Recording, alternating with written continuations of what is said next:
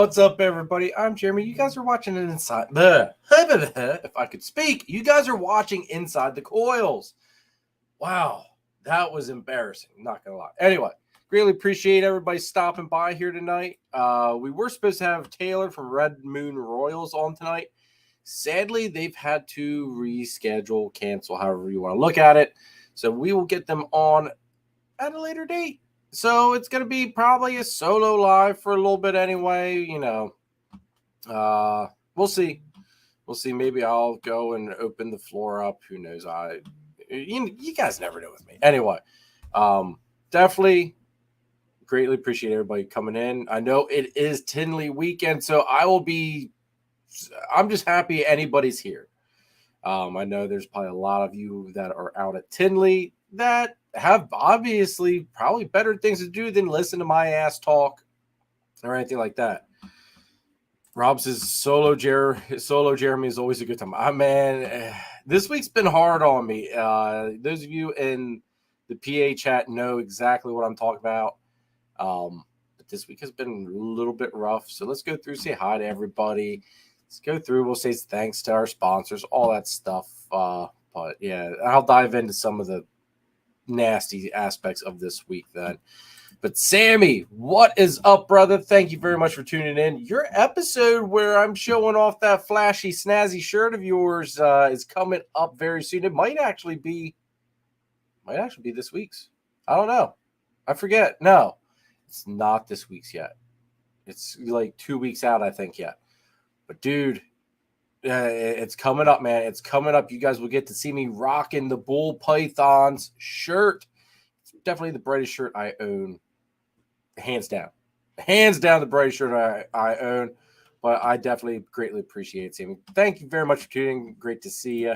Keith, what's up, brother? Good to see you. Happy to see that carpet's finally, that you and Lumi are finally becoming one again. It seems like everybody that got their baby carpets from me, like they've all seen, like they left here happy, for the most part happy anyway, but it seems like then they all decided to be real jerks to the new owners. So, but Kiki, I'm glad to see that Lumi's coming around a little bit. Thank you very much for tuning in. Greatly appreciate it. Blue Zombie, what's up? Thanks for tuning in. Rob, what's up, dude? Great to see you, bro. Tammy, what's going on? Good to see you. Eric, what's up? Yes, make sure to smash that like button, hit that subscribe button, please, and turn on those notifications. Greatly appreciate it. Thank you, Eric. Tara, Voodoo Doll Royals, what's up? Good to see you. Hopefully, I will be seeing you at Gettysburg in, oh, God, that's basically right around the corner. That's like a month from today, basically. Well, a month from a couple of days from now. But yeah, Gettysburg will be here before we all know it, folks. Super excited about that. I will, for the first time in a while, unless Morph Market goes crazy here, I will have a lot of nice animals on display. So make sure you guys come out, check them out, and make some offers. Buy some animals, guys. Even go out and check my Morph Market now. I do need to update it a little bit. There's some animals that are now up for, like they're good to go now. So I need to get them listed, but there is a decent selection right now on their list. It's some Het DG stuff, some really nice banana combos as well. Definitely go check out the Morph Market. They're also on my Herp Social, so go check them out, guys. The links are all in the descriptions down below. Yeah, go check them out. Greatly appreciate it. Jeff's Reptile Creations, Casey, why do I always say Jeff's? Golf's Reptile Creations. Golf's, man, I probably screwed that up. I'm probably not pronouncing it right. But Casey, thank you for tuning in. Greatly appreciate all the support. Holly, what's up, my sis? Good to see you, girl. Thanks for tuning in. Our dad's gone crazy. What's up? Thank you very much for tuning in. I think it's been a little bit since I've seen you in the chat. Always great to see you in there. Thank you very much. Jeremy pinched all the carpets before shipping them to get the fight. Dude, I wish I could take credit for the baby carpets getting feisty, but I think that's just some of the babies realizing that they're actually carpet pythons now, finally. I know I've been questioning if my two that I held back even realize that they're carpets yet, just because they're so mellow. They really are extremely mellow for carpets. I don't think they quite realize what they are yet, in all honesty. All right, Terry, you bring the Yoo-Hoos. Everybody, all right, this might not be a news flash for anybody, but apparently Yoo-Hoo also makes a chocolate bar. So if you want to double up your Yoo-Hoo mojo, not only can you drink a Yoo-Hoo to help start off those sales, you have a Yoo-Hoo chocolate bar and double that good luck. I'm going to try that at this Gettysburg. We're going to see how it works. Fingers crossed that it actually does kick up some good luck. There is magic to the Yoo-Hoo. I don't understand it. I don't know how or why, but it works, folks.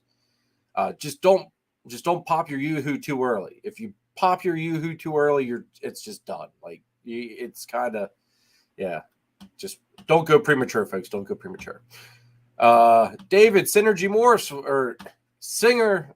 God, David, what's up? I cannot pronounce crap at all tonight. My ring light is also aggravating me. My apologies, everybody. There we go. That looks better.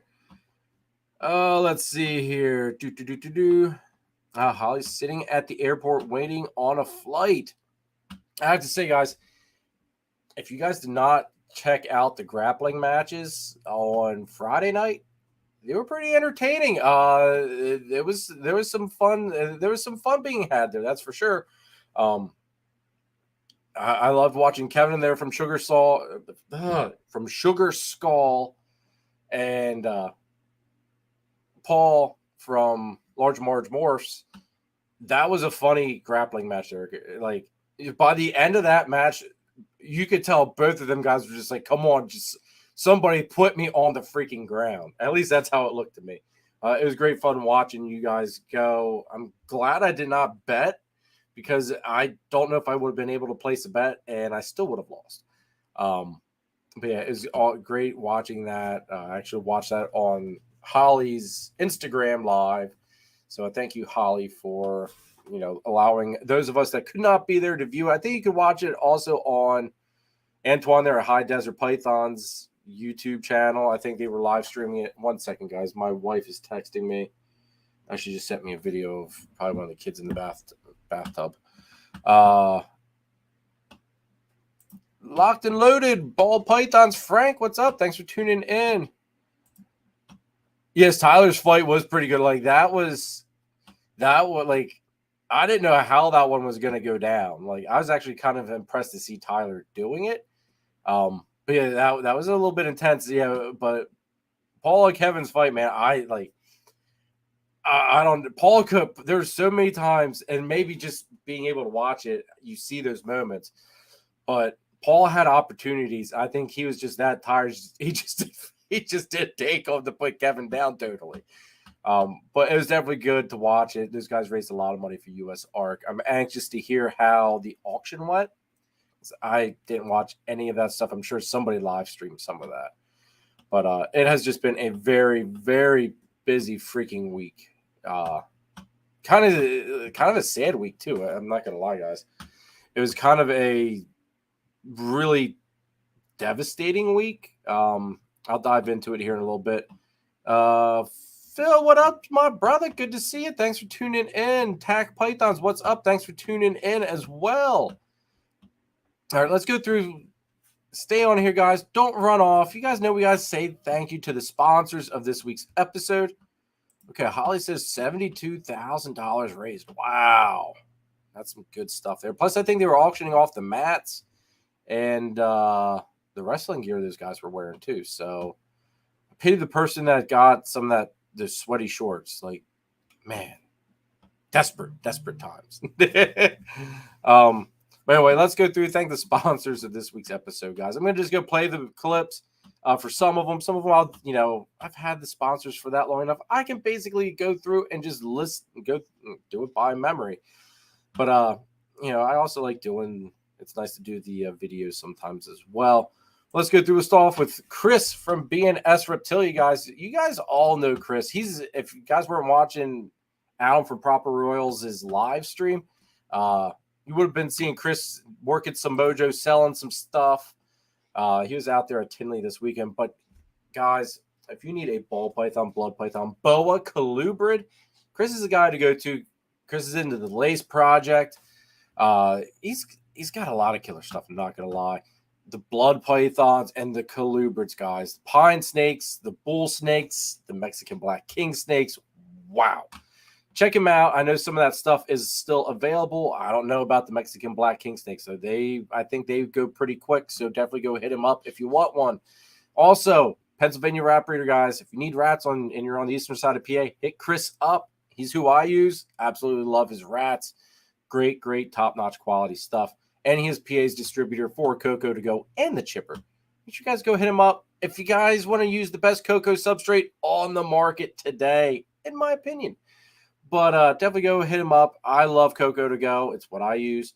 And if you're not in PA and you want to give it a shot, hit it Chris up anyway, because he can get you hooked up with your local distributor. So definitely check him out. Links in the description, guys. Check him out. Next up, we're going to do this one. Are you ready to take it to the next level? Then check out DTMG Pythons. Danny is best known for his awesome clown ball python projects. This year's focus is Confusion, Hurricane, and Disco Inferno clowns. He also specializes in high-end crested gecko morphs such as Exantic, Lily White, and Exantic Lily Whites, along with the Deadpool line of gargoyle geckos. Check out his morph market and Instagram, DTMG Pythons. Just buy it. Not gonna lie, that was a slight goof too, because I keep forgetting to change that one to one that actually shows some badass animals. Next time, Danny, I'll have it right, bro. But thank you very much, Danny, for all the love and support. Greatly appreciate, brother. And we've also got this one. This is one I cannot do off the top of my head because there's just that much information in it. Gettysburg Reptile Expo, LLC is located at the All-Star Event Complex in Gettysburg, Pennsylvania. It's a 45,000 square foot venue with 125 plus vendors and top quality breeders, along with 270 plus tables. If you're looking for a python, boa, colubrid, gecko, lizard, or amphibian, you've come to the right place. Doesn't matter if you're a breeder looking for that missing piece to your project or a pet owner looking for your next scaly friend, Gettysburg Reptile Expo, LLC has you covered. Need an incubator or rack system? They have you covered with sea serpents set up there to meet all your needs. The next show dates are November 11th of 2023, March 23rd, and July 20th of 2024. Show times are from 9 a.m. to 4 p.m. Make sure to check them out on their website, Instagram, and Facebook. Mark your calendars because this is one show you don't want to miss. So I'll see you at Gettysburg Reptile Expo, LLC. Definitely, guys. If you are within distance to go to that show, go there. That is an amazing show. Get to see a lot of us as well from the PA group. Hey, look at that. Moved the wrong way.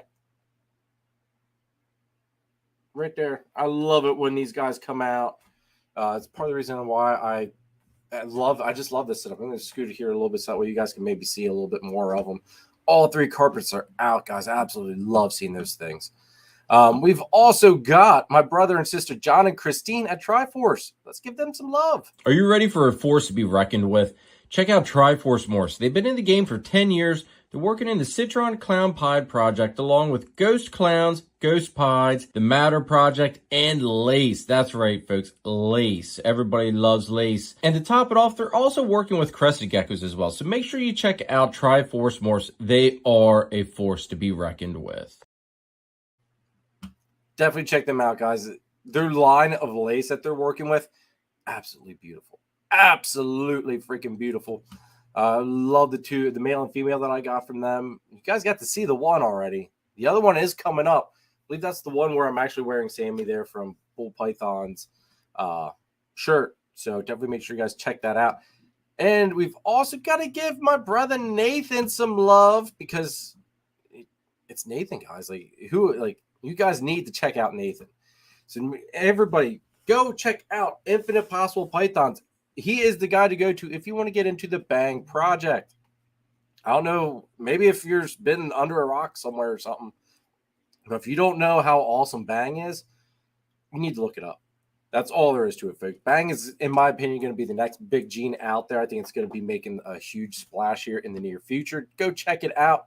Nathan's the guy to go to about getting into that project. Also, if you guys need some scaleless corn snakes. I think he might be having some of those pop in here soon. On top of it, crested geckos, kahua geckos, which are awesome looking little lizards. They almost look like crocodiles, but smaller and like dinosaur like. I just really want one. Like after seeing his, after it's been growing for a little bit of time, I really want one. They're really awesome, folks. And then on top of it, Leachianus geckos, guys, check him out if you're interested in any of those. Nathan's also, he's got some really awesome ball python projects. I'm not gonna lie, it's not just the bank stuff, urban camo stuff. God, I was just over there the other week, and he was showing off so much stuff, beautiful stuff. Also, here's your one-stop shop for all your branding needs. So if you need hats, shirts, banners for shows, tablecloths, all that stuff, stickers, business cards, whatever, Nathan can get you hooked up. Go ahead, check him out. And everybody, in case you don't know, all of our sponsors use code WARFLE10. Lets them know that you came from me. Gets you guys 10% off of your purchase through. Give it a shot. Let them know that that you've seen them from me and that you support the channel, and you get a little bit of something back for it. WARFLE10. And then also, last but not least, you guys know this one's coming, but Husbandry Pro. If you aren't using Husbandry Pro, I don't know why you're not. It saves me so much time. It's great. It's the best reptile record keeping and tracking software on the market today, in my opinion. It's not just for ball pythons, folks. You can use it for anything, and you can use it you can customize every field to whatever you want to track. Absolutely revolutionary software. Saves me, like I said, a bunch of time. It's worth every penny, in my opinion. Click our affiliate link, or depending on what you're watching this on, scan that QR code and give it a shot. Free 30-day trial, guys. Come on now. All right.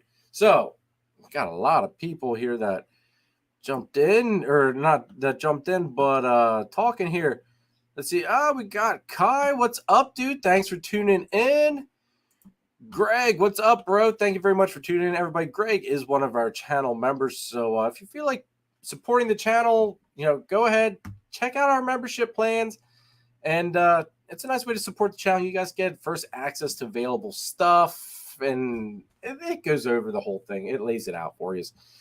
But definitely check it out. Greatly appreciate all the support. Greg, greatly appreciate all the support too, dude. And I'm looking forward to this Friday. So I will be getting in touch with you here this week, go over some odds and ends, but really looking forward to seeing you and TJ again, and you finally getting that baby carpet. Upstate New York, Morris, what's up? We got Steven and Courtney in the house. What's going on? Thanks for tuning in, guys. I'm sure you guys are probably out at Tinley still. If you're not, I'd be surprised. But you're probably still out at Tinley. Maybe you're back in the room by now. Jay, Greenline Morse, what's up? Thanks for tuning in. Let's see here. Did I miss anybody?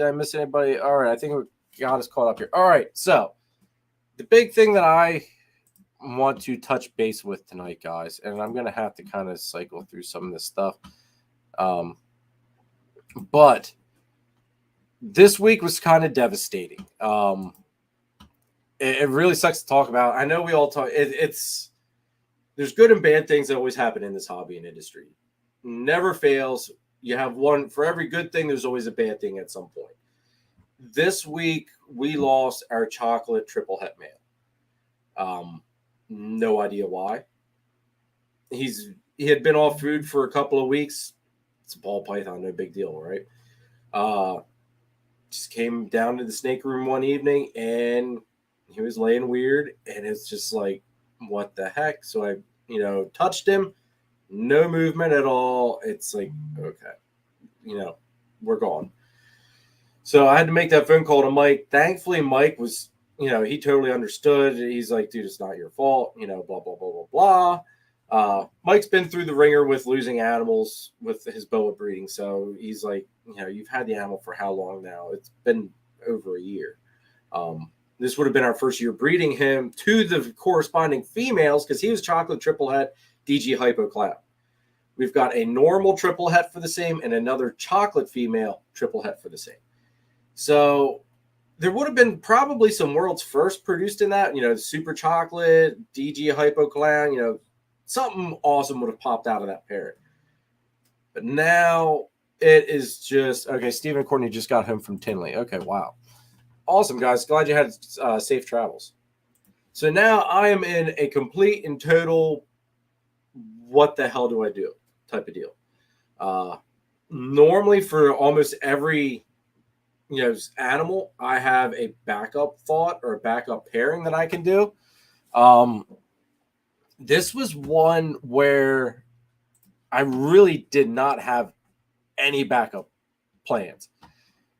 This was one. Thank you very much, David. Appreciate it, man. This was one where it definitely, like, if there was ever a kick in the nuts, this was it. Just, that's a male that I can't really replace. I do have something that's close to replacing it, but it's not the size and it's not old enough.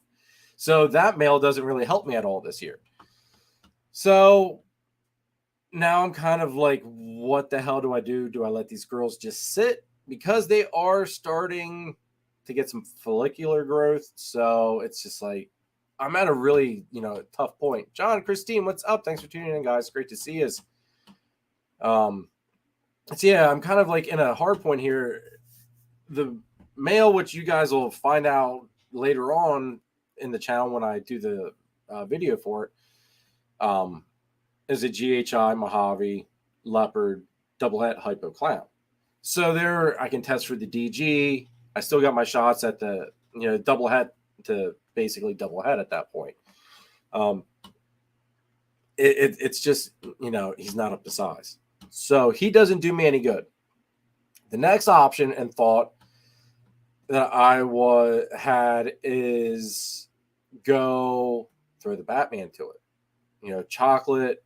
I could at least hit the clown, test for the hypo and the DG, because that would be visual clown, to het clown essentially, and then you just test for the two other hets. So you make some visuals that are double het. Not a bad option. But the only issue is I don't want to overwork that male. He's already going to 2 Exantic girls, because you guys all know how much I love Exantic, and getting those Bruce Waynes that are double het for Exantic clown is top priority, because if I can hit those, that means the following year I can hopefully go for the double, the visual Exantic clown and the visual Batman Exantics. We'll see, because thank you to Charlie from Gray Rider Reptiles with his genetic testing. The shed test that I sent off the other week, which I will tell you, everybody, 1 week turnaround. Charlie got the test on Monday. I had my results Saturday. Freaking amazing. But I sent him the test for my females, which I sent him 3 sheds for my Exantic girls. 2 out of the 3 are het clown. So you guys all know where I'm going with that one. If I can get that Bruce Wayne double het Exantic clown male, throw him to those girls when they're up to size, and bingo, we're on track. But Ken says, hey, Jeremy, got you on in the background. Oh, thanks, dude. Thanks for tuning in as well. Also, Will, what's up, dude? Thank you very much for tuning in. Greatly appreciate it. So yeah, like this kind of really derailed me, and I'm like I said, I've got a backup plan for basically every female, except for those 2, because that was kind of a once, like, it was just a match. It was a 1.2 pair or set, and that was what they were meant to go for. They were meant to go for those world's firsts and those triple visuals.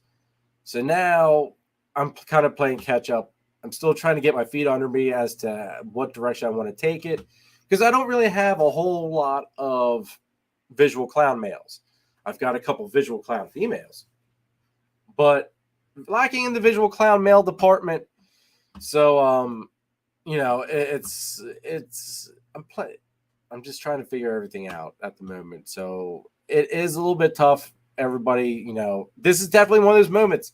If ever there was a moment to say you need backups and it's okay to have backup males, this is it. I do have the other option of I have some het DG males. I could throw the het DGs at the triple head females and test for the hypo and clown. Like, there's so many options I could do. It's just a matter of which one do I decide. Yeah, man, it's tough, guys. It is really tough to figure this one out.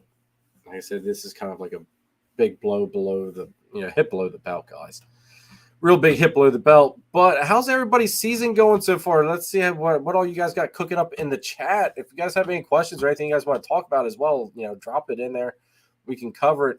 I've also got Clutch 8 is due to be dropped in 2 weeks. On the 18th, it's due. All right. Now this will be an interesting clutch to cut because it's either going to have visual exantics in it, or it could have some Batman making stuff. But I don't think it's going to have any of that because I never saw the Batman lock the female. It's possible. I didn't see any locks though. I've only ever seen him lock with the visual exantic female and the pastel exantic girl, and that's just recent stuff.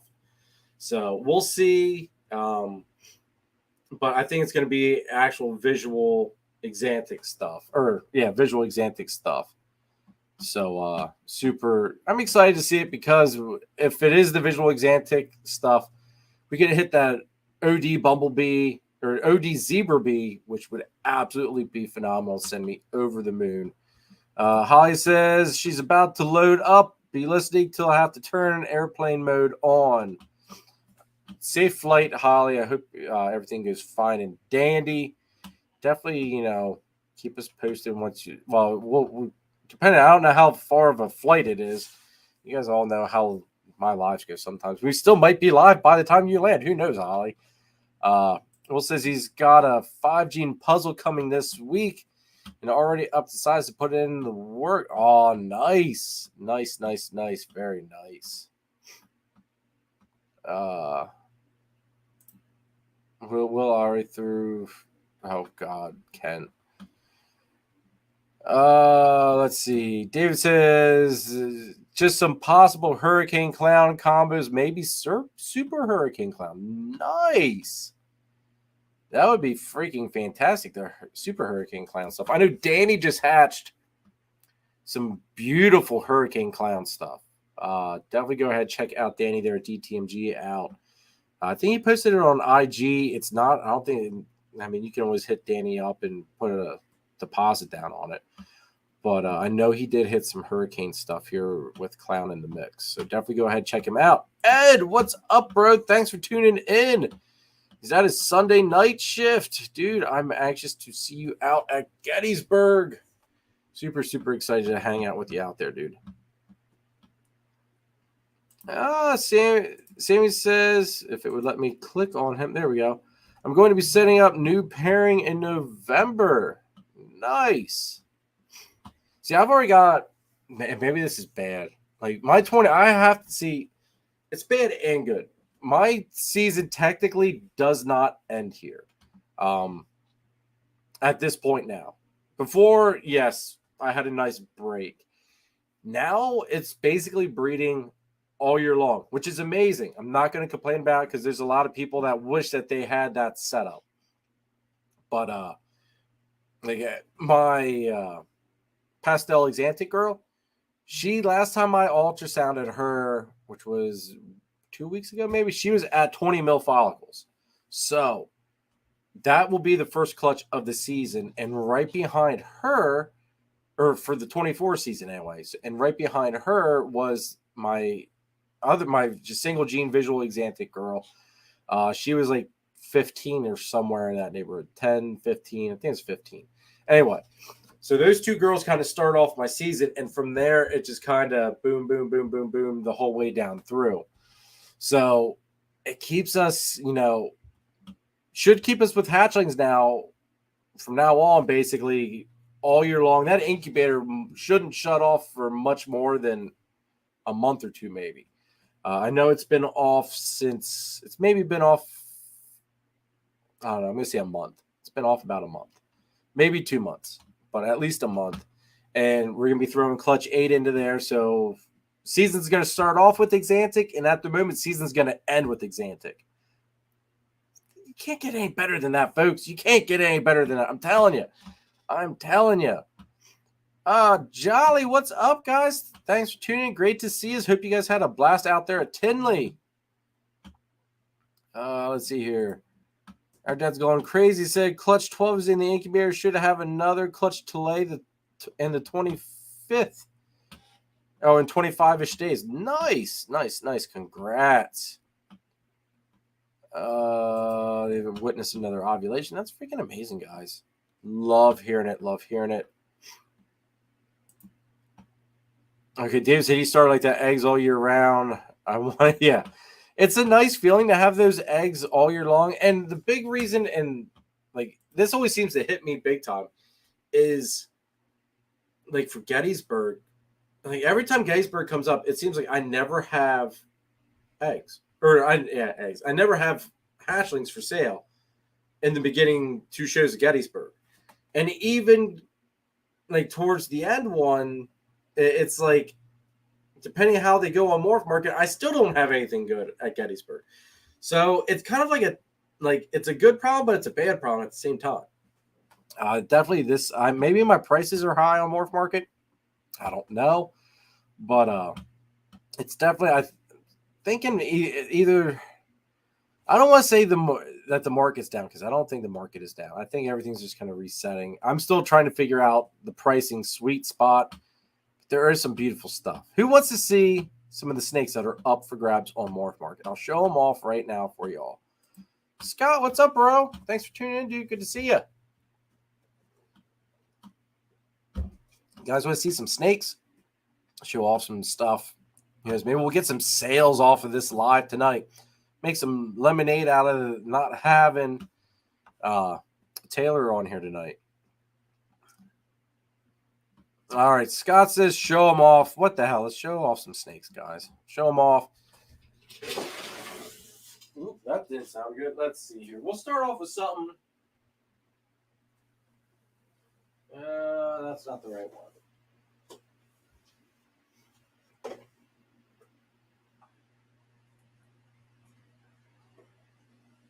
Here we go. All right, now this is one.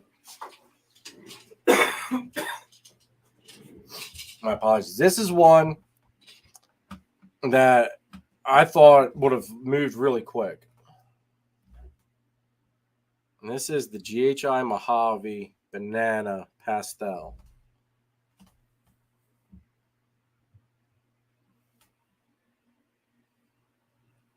Now and it's a female too. She's coming in a little dark on the camera here, but she is very like pinky lavender color. Absolutely beautiful. If I didn't already have one that is basically ready to rock and roll. Actually, she's got follicles and everything, so she is ready to rock and roll. But if I already didn't have one, I would definitely be keeping this one. But I don't need 2 of them. So that means she is up for grabs for any of you guys or gals. So this girl is up on Morph Market. Definitely go ahead. If you guys are interested, hit me up. Let me know. Wish I had a light box like some of y'all do. Chris, what up, bro? Good to see you, man. Thanks for tuning in. Actually, we're going to switch the logo here. Hope you had a blast out there at Tinley. It looked like you did. We had GHI Mojave, Pastel, Banana. Definitely think about it, folks. Let's see, next up. Let's see here. There we go. I'm going to get lit up. Maybe not.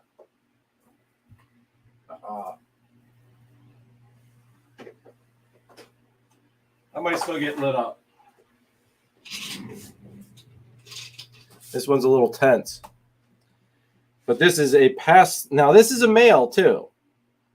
A male Pastavi banana. So that means any banana he produces will and or should be female.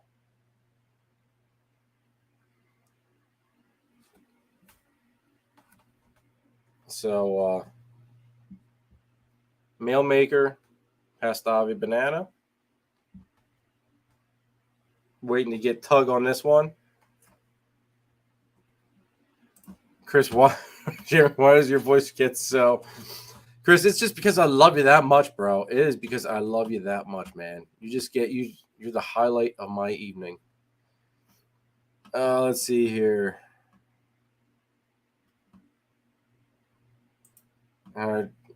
Stephen Corsi, Brock and them absolutely crushed it at Tinley. Nice. Chris, you should hop on here, dude, because you, if I'm not mistaken, you still got Adam with you, right? You still got Adam with you, Chris?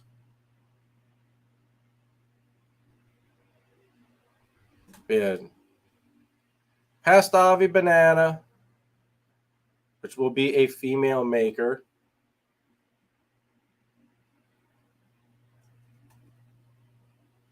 I've got a female one of these as well, in case anybody would rather have a female. Basically looks the same, so I'm not going to go ahead and... okay, Adam's still there, but he's out to dinner with Redline. Hey, you gotta go hang out with the sponsors and stuff and show them some love when you can. I get it. So, yeah, that one's available. Oh, let's see here.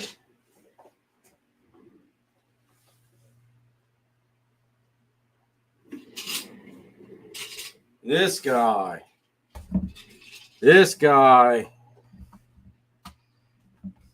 I would love to see somebody get. This is Pewter Leopard Het DG.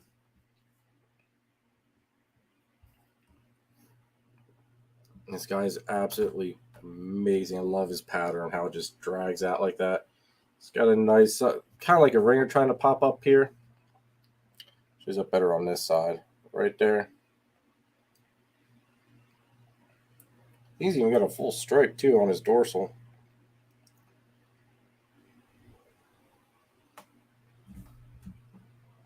Absolutely beautiful male. Pewter Leopard Het DG. Definitely go ahead and check if he's on the morph market, guys. Check him out.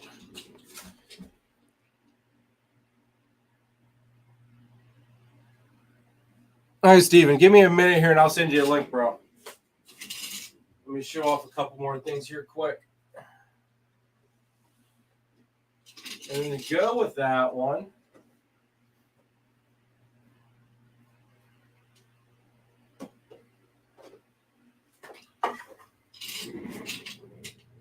we've got just a pastel leopard Het DG.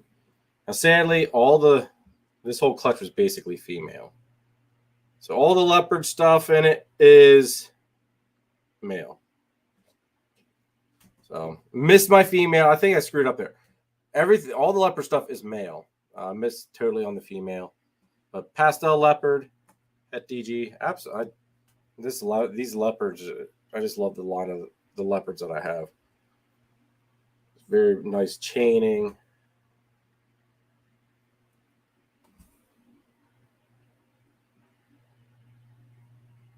Very beautiful animals. So I think these guys are even up on the morph market as well. You have one female Het DG up for grabs. And she does have a slight attitude. But this is a cinnamon Het DG female. She's up there. Definitely go ahead, check her out if you're interested. She's got some beautiful, beautiful markings on her.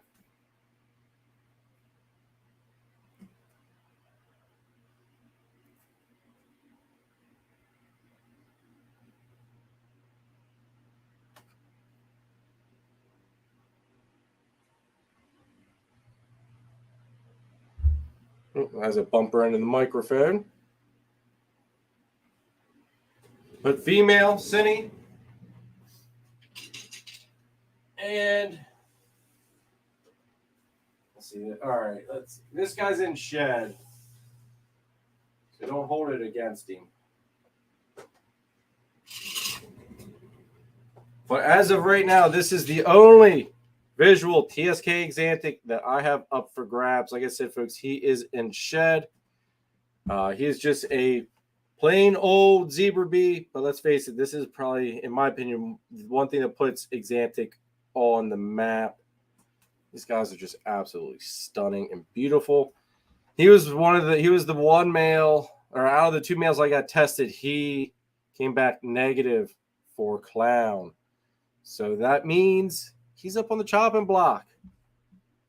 So he is also up on the morph market.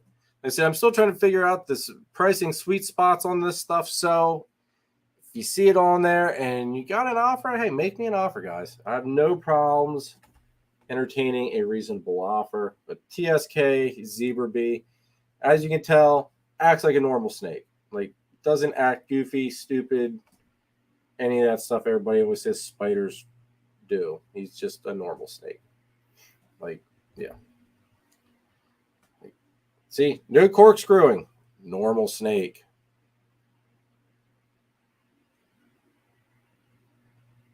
All right, I lied. There's corkscrewing. Of course, he goes and does it now.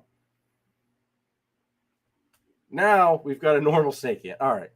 So that legit, in all honesty, that's the first time I ever saw him do that one. So, but yeah, beautiful. If you guys are interested, let me know. He eats great, guys. Absolutely eats great. He's just a beast. So let me know.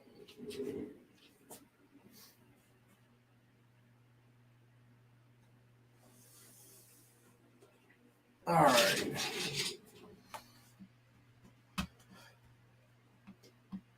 Let's see here. Luke says he likes DPR's Gorilla Gene. See, I mean, I saw the video on it. I don't know.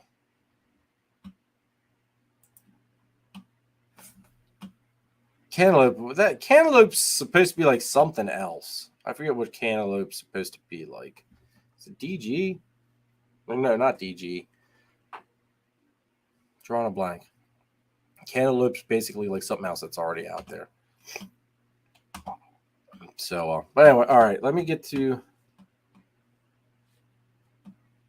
Let me see here. Let me get the link here. Send it to Steven. Copy.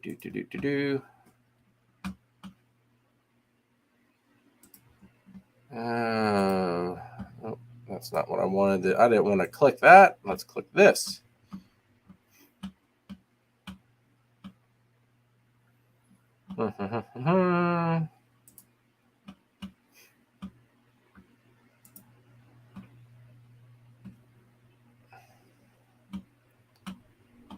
Oh, let's see. I'm probably just gonna have to, because I don't know how far. When was the last time we talked, Steven? We mustn't have chatted in a while, bro. Going all the way down my chat list here. I didn't think it's been that long. And that, or I didn't realize I talked to that many people. There we go.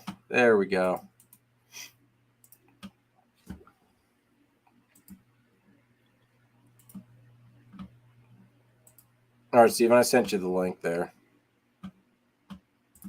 Greg, Nathan will be trying him on Monday, so I'll let you, or tomorrow. So I'll let you know tomorrow if your boy ate again or not. If not, your pick number 2, that one eats all the time. So I will let you know. Well, I guess actually I'll let you know either tomorrow or Tuesday, whenever Nathan lets me know what if he ate or not. I'm hoping he eats for you because I would love you to get your first pick. But yeah. Chris Taylor had to cancel. She was running behind and just, yeah, it was not going to work out for her. I think she was going to be getting to her barn or something to do whatever chores she's got to do there. like a quarter after 8. So it's obviously that does not quite work out if you're supposed to be here at 8 and you're only So anyway, no worries. We're gonna get her booked in here again. Jason, I don't know if I said hi, what's up, but what's up, dude? Thanks for tuning in. All right, here's Steven. What's going on, friend? Not much, brother. Good to see you. You having all the fun? Man, it's been a rough week, dude. It's been I heard about I was listening to it at the beginning of your show, and I'm sorry, man. That sucks. That sucks really bad. I appreciate it. It's one of those eventuals. It's when you play with enough animals, you have enough of them, it's bound to happen. So yeah, I get it. But besides that, any cool happy news? Cool happy news. Clutch 8's due to drop. Greg's gonna finally get his baby carpet python, which that's happy not only for me but happy for him. But yeah, I mean, it's kind of just same old over here. Nothing super exciting. Just kind of fingers crossed for 2024 season, because that's gonna be awesome. 24 season's gonna be setting up some big projects and everything. I feel like that we have the same thing where it's like we started back in 2020, and we were like, when we were buying hatchlings, it's like, oh, when it's 2020, like 3, when these are all up to size and they lay, the clutch is going to be amazing. And now we're here, we're like, all of the babies that we have that are growing up, we're always like, oh, but 2024, 2025, like, so excited. Yeah. Well, this year, like, this would have been my first year to produce the Exantic clown. Okay. And it was a double head to double head pairing. So it was a long shot, and I fell completely flat on my face. Like, as flat as you could fall. No visuals of any sort? No visuals of any sort, and Spider took the whole clutch. Damn. But I did get a cool paradox spider out of it. That's got some exantic paradoxing to it. Did you produce the parents, or did you get them from somebody else? No, I produced the parents my first year. Okay. Yeah. Then, because I was gonna be like, is it like if you got no visuals, but yeah, it's double head to double head. So yeah, so it is double head to double head because they were brother and sister. But that would kind of really hit below the belt on that one. But I kind of I told myself going into it, you're gonna chances of this working out in your favor, hitting that Exantic clown out of 4 eggs. It's not probably gonna happen. So I was realistic about it. Well, I at least expected to see a clown or an Exantic, something to actually match up. No, it's wild because there's the odds can be just completely crazy, and we haven't even really gotten into pairing double hets or anything like that yet. But we were talking to Kevin and Alex with Brad Boa Reptiles because they just made the Sunset Clown Pied, and they made it off of triple head to triple head. And I'm like, that's awesome. Yeah. Some people some people they've got lady luck on their side, man. That's Justin made the I'm assuming it's been put out already, so because he had it at Tinley and everything, but the Sunset Hypo DG Spot Nose Sunset Hypo DG. I think that was quad head to quad head for that one. Okay. So I knew the last video I watched, he said something was enchanted and you were going to have to see it at Tinley. So I'm guessing that was it then. Yeah, it was really cool. I'm liking it. I feel like, I guess I don't know if you want to talk about the Tinley stuff right now. No, but let's do it, dude. Yeah, so I came up, it was just me. I came up on Saturday. So I wasn't there on Friday. I was only there on Saturday. And then after dinner on Saturday, I drove up from South Carolina to Tinley. So after dinner on Saturday, I drove 2 or 3 hours towards home.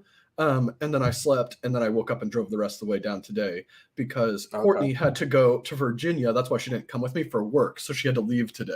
So, but yeah, it was fun. So when, on Saturday at least. Oh, what's up? Sammy was saying goodbye. Yeah, he's gonna go watch his football game. But so Yeah, it was a really good show, at least from what I saw. I wasn't like vending, I was just there hanging out on Saturday. So it seemed like that there was a lot of people there. There was a lot of people buying, and people were buying very, very expensive things too.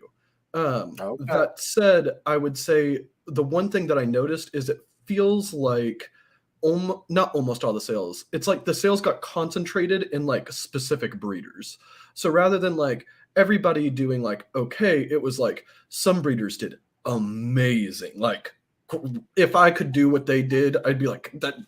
I don't even have to work anymore. I'm done. I'm done forever. Like, but yeah, like some people did really, really good, and then there's other people that I heard hadn't sold a snake, like by Saturday.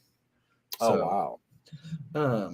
And it's just, I think that it is. I think Will in the chat right before I jumped on had said like people are buying, but they're being really picky, and I completely agree with that. Yeah. I think they're being really, really picky about what are the projects they're buying. They're buying really, really, at least at Tinley, like really good stuff. Like, again, I'm just going off of like Brock and them because that's who I like hung out with the most. They sold a Monsoon. They sold a Butter Sunset Hypo. They sold tons of Sunset stuff. They really, really crushed it. Like they did good.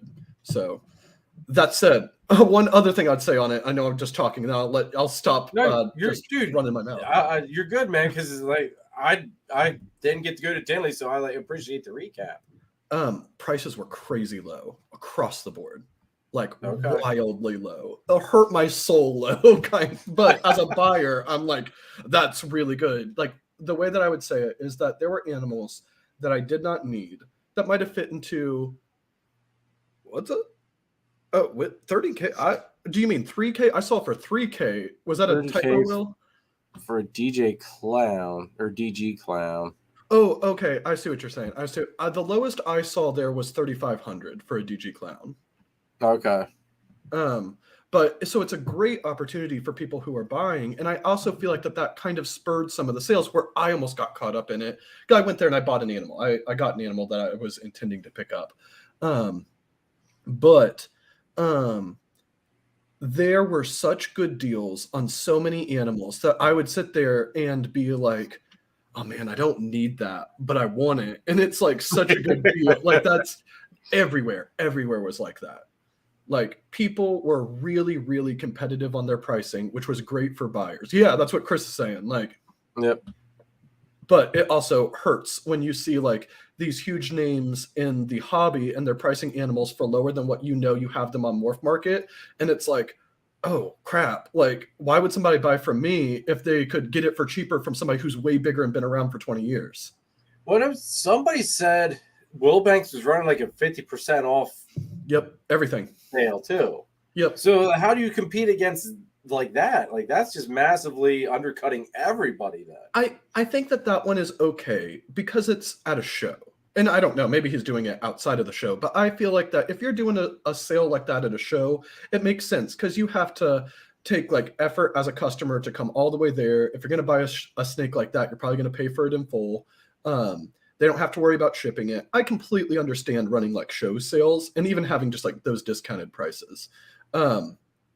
What I think that it showed me is that as we got in, because we got in 2020, we got in COVID, like a lot of people like us and all that stuff, the prices hadn't quite gone through the roof when we got in, and then they went really, really high. And it's the first time you kind of have to take that reality check of like, well, this is what the market changed to now. So, yeah. And it's not a bad thing. It's just like, all right, like we're still selling animals. We just aren't selling them for the prices we were last year or the year before. So.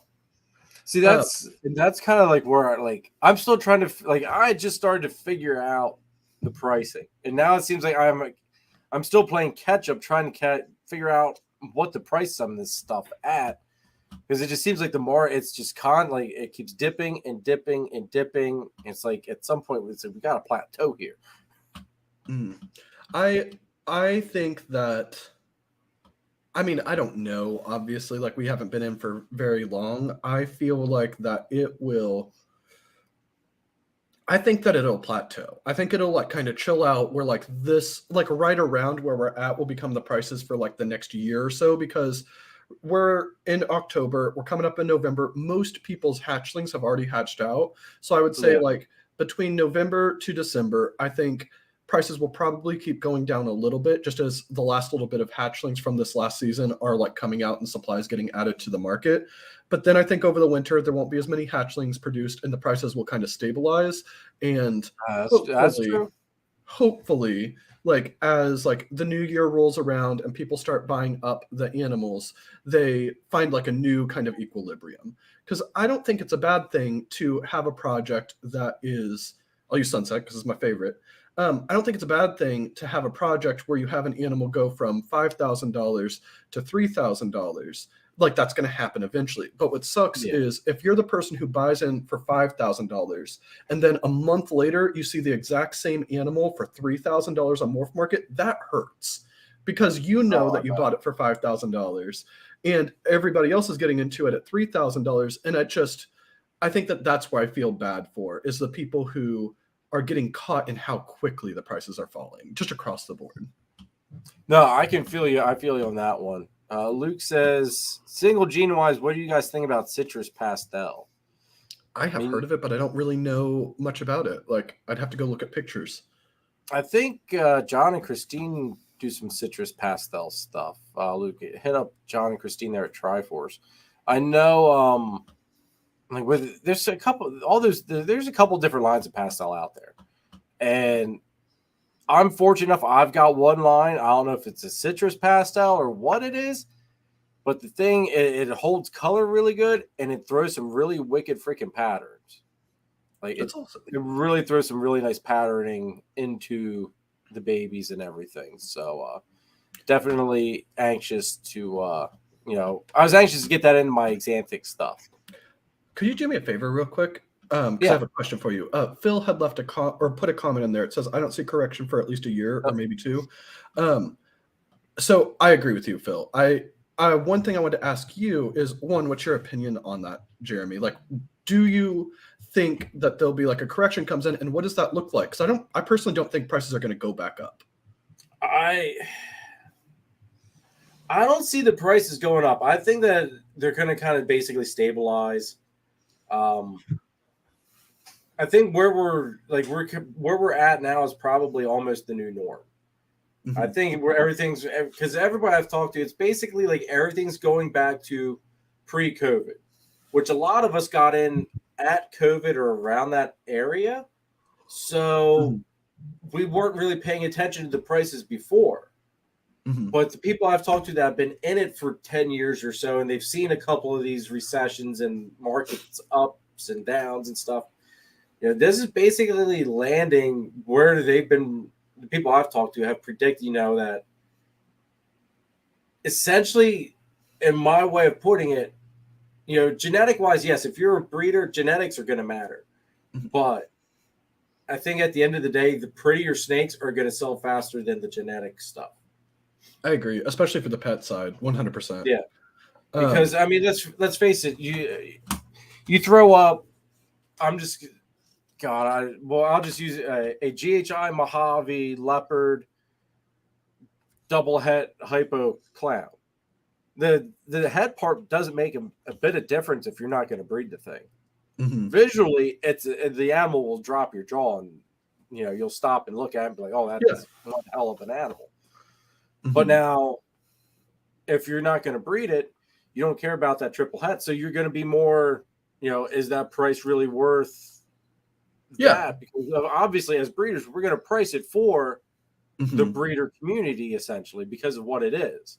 Mm-hmm. So I think that's it. I think we're all going to have to adapt a little bit. Mm-hmm.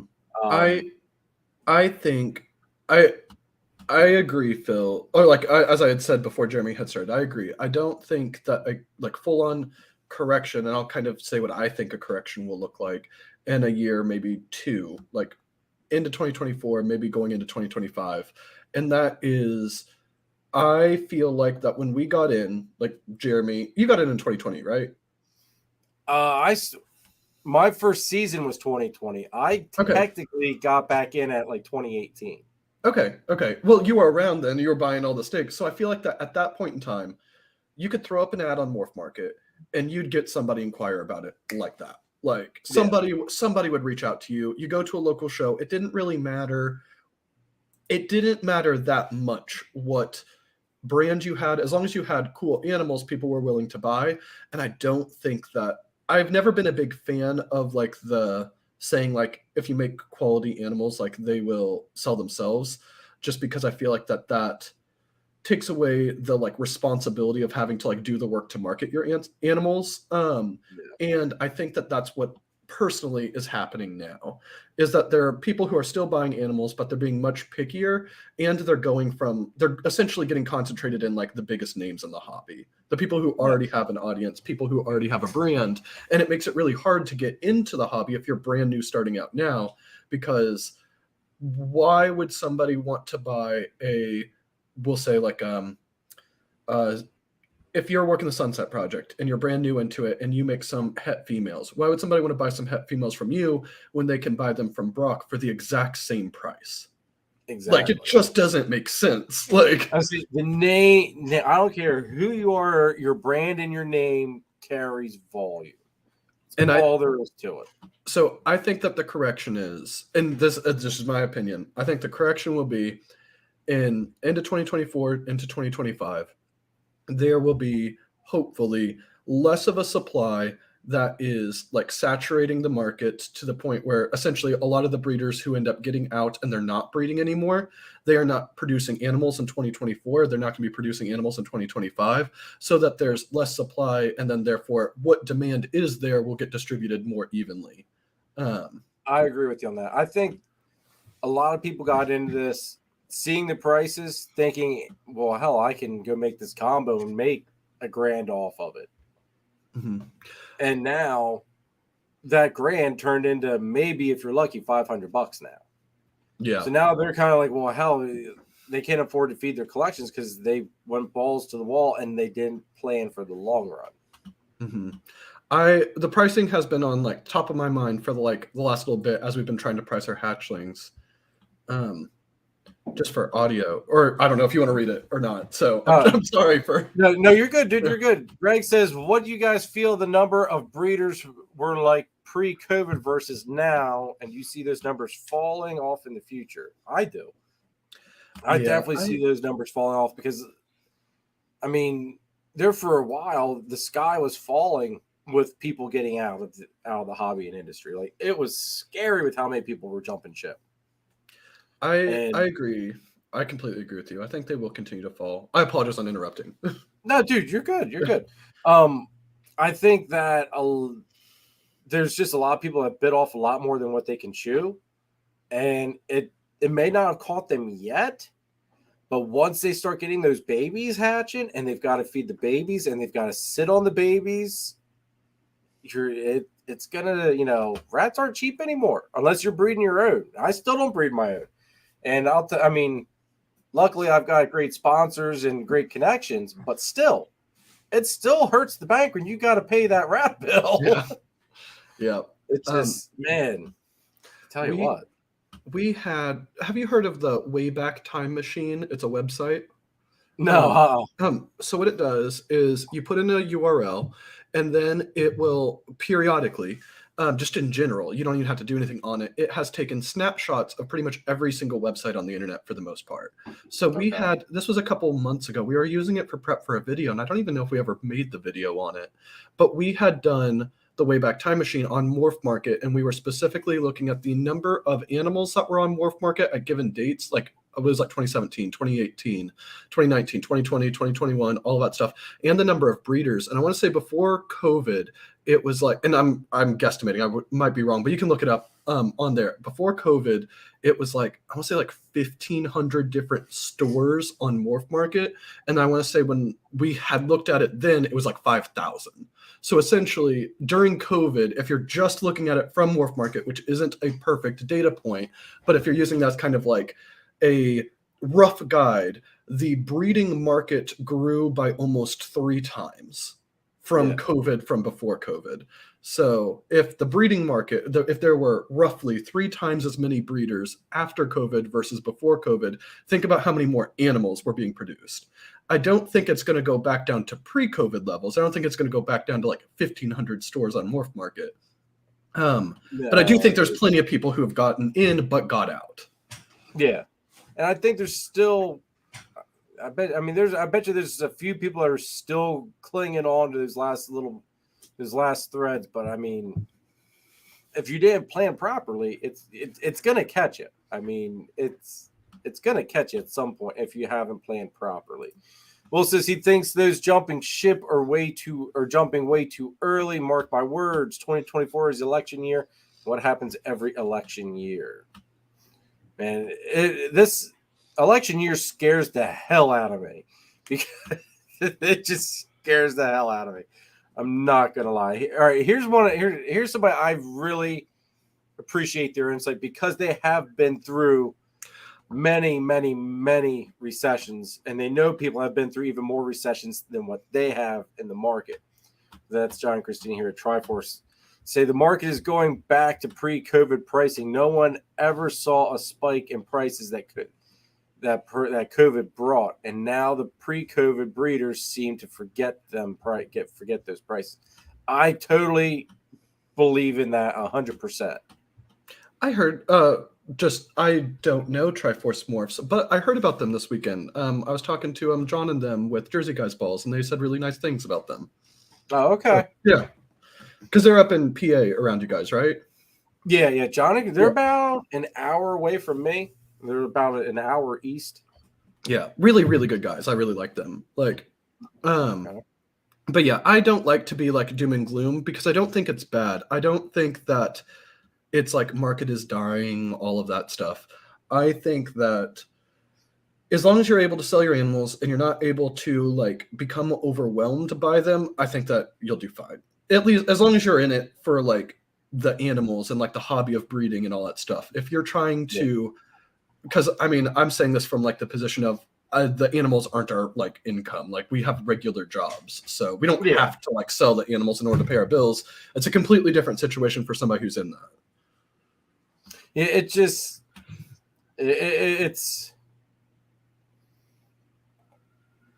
going to be interesting to see how the next year, 2 years even goes. I mean, it's going to be very interesting to see if it plays out the same, if we go back to pre-COVID or just what exactly it does do. Because I just lost my train of thought here. Nathan, what's up, bro? Thanks for tuning in, man. A slightly back on the Tinley topic, just because I think it's kind of interesting, and I was looking at it. I was paying attention to it. I was trying to pay attention to what was sold on people's tables and what were people buying when I talked to them and what were people looking for. Okay, yes, I'm interested in this one. Yeah, so the things that I noticed, like Sunset seemed to sell very well, and I think that that's part of the prices is just now getting down. Like this is the first time I've ever seen Sunset prices lower than $3,000. You can find like Sunset male, Sunset female easily in the 2000s. I think the lowest I heard of anybody, I didn't actually see it, was $1,500 for a Sunset, which blows my mind. Blows my mind that I got that low.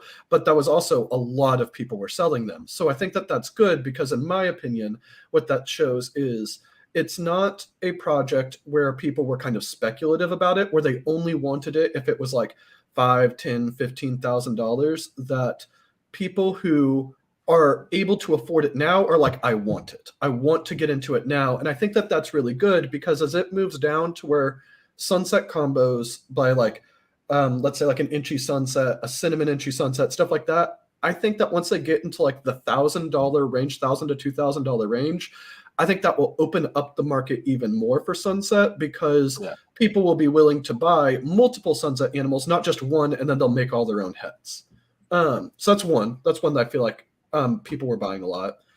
Second one people were buying a lot, talking about a lot, was Puzzle, specifically Hypo Puzzle.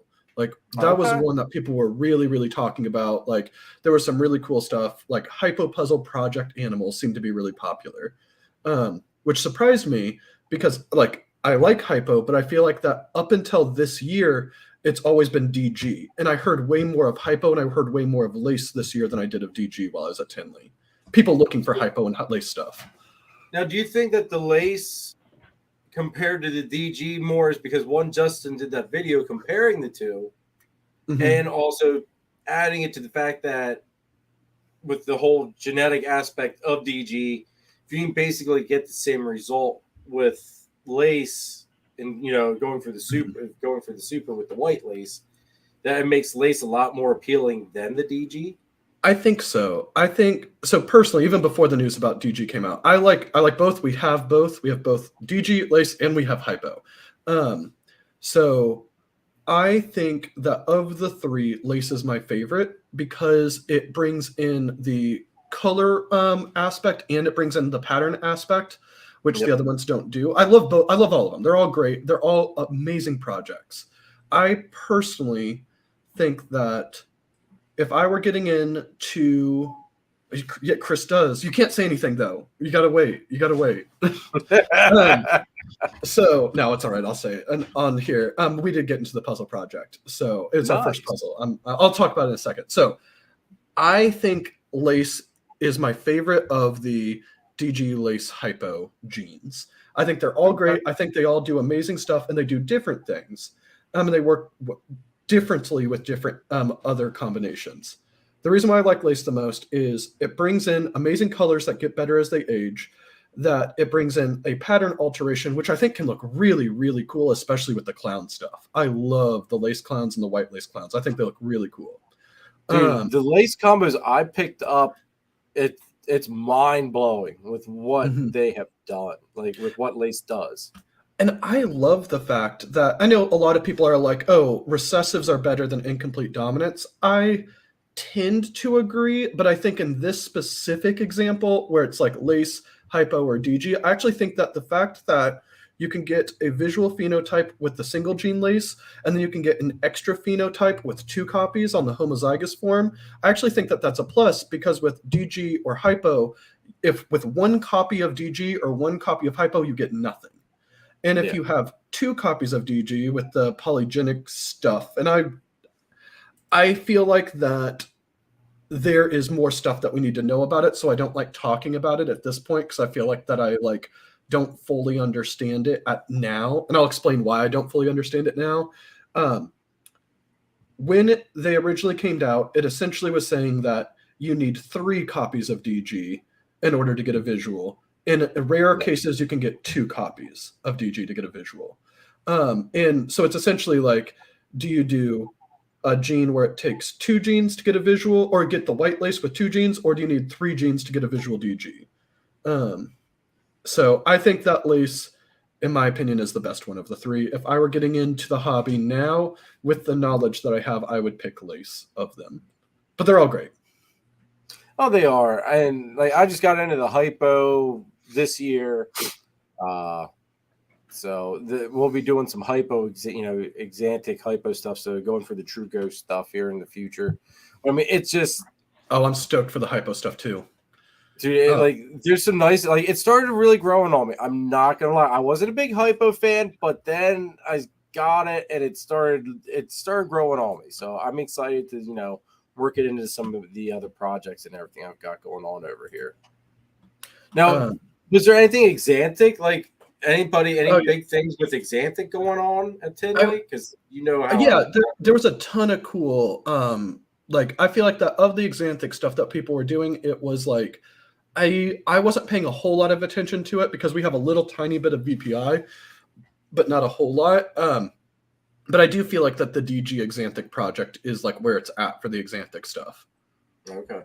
And just in general of like what I've saw people talking about and things like that. I'm trying to think of what.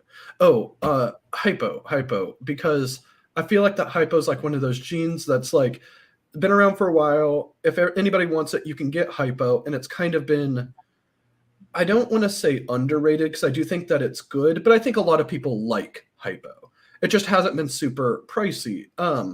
I feel like that with the hypo puzzle stuff, it's really, really popular. That's what people were wanting to go for, at least what we were seeing around there. Okay. Josh Lumberg, he had a bunch of really cool hypo puzzle stuff. It was really good. By the way, I am so sorry, Lindsay. I was with my son, and she had was on the phone and had said hi, but I didn't recognize her right away, and then I didn't find her again. So,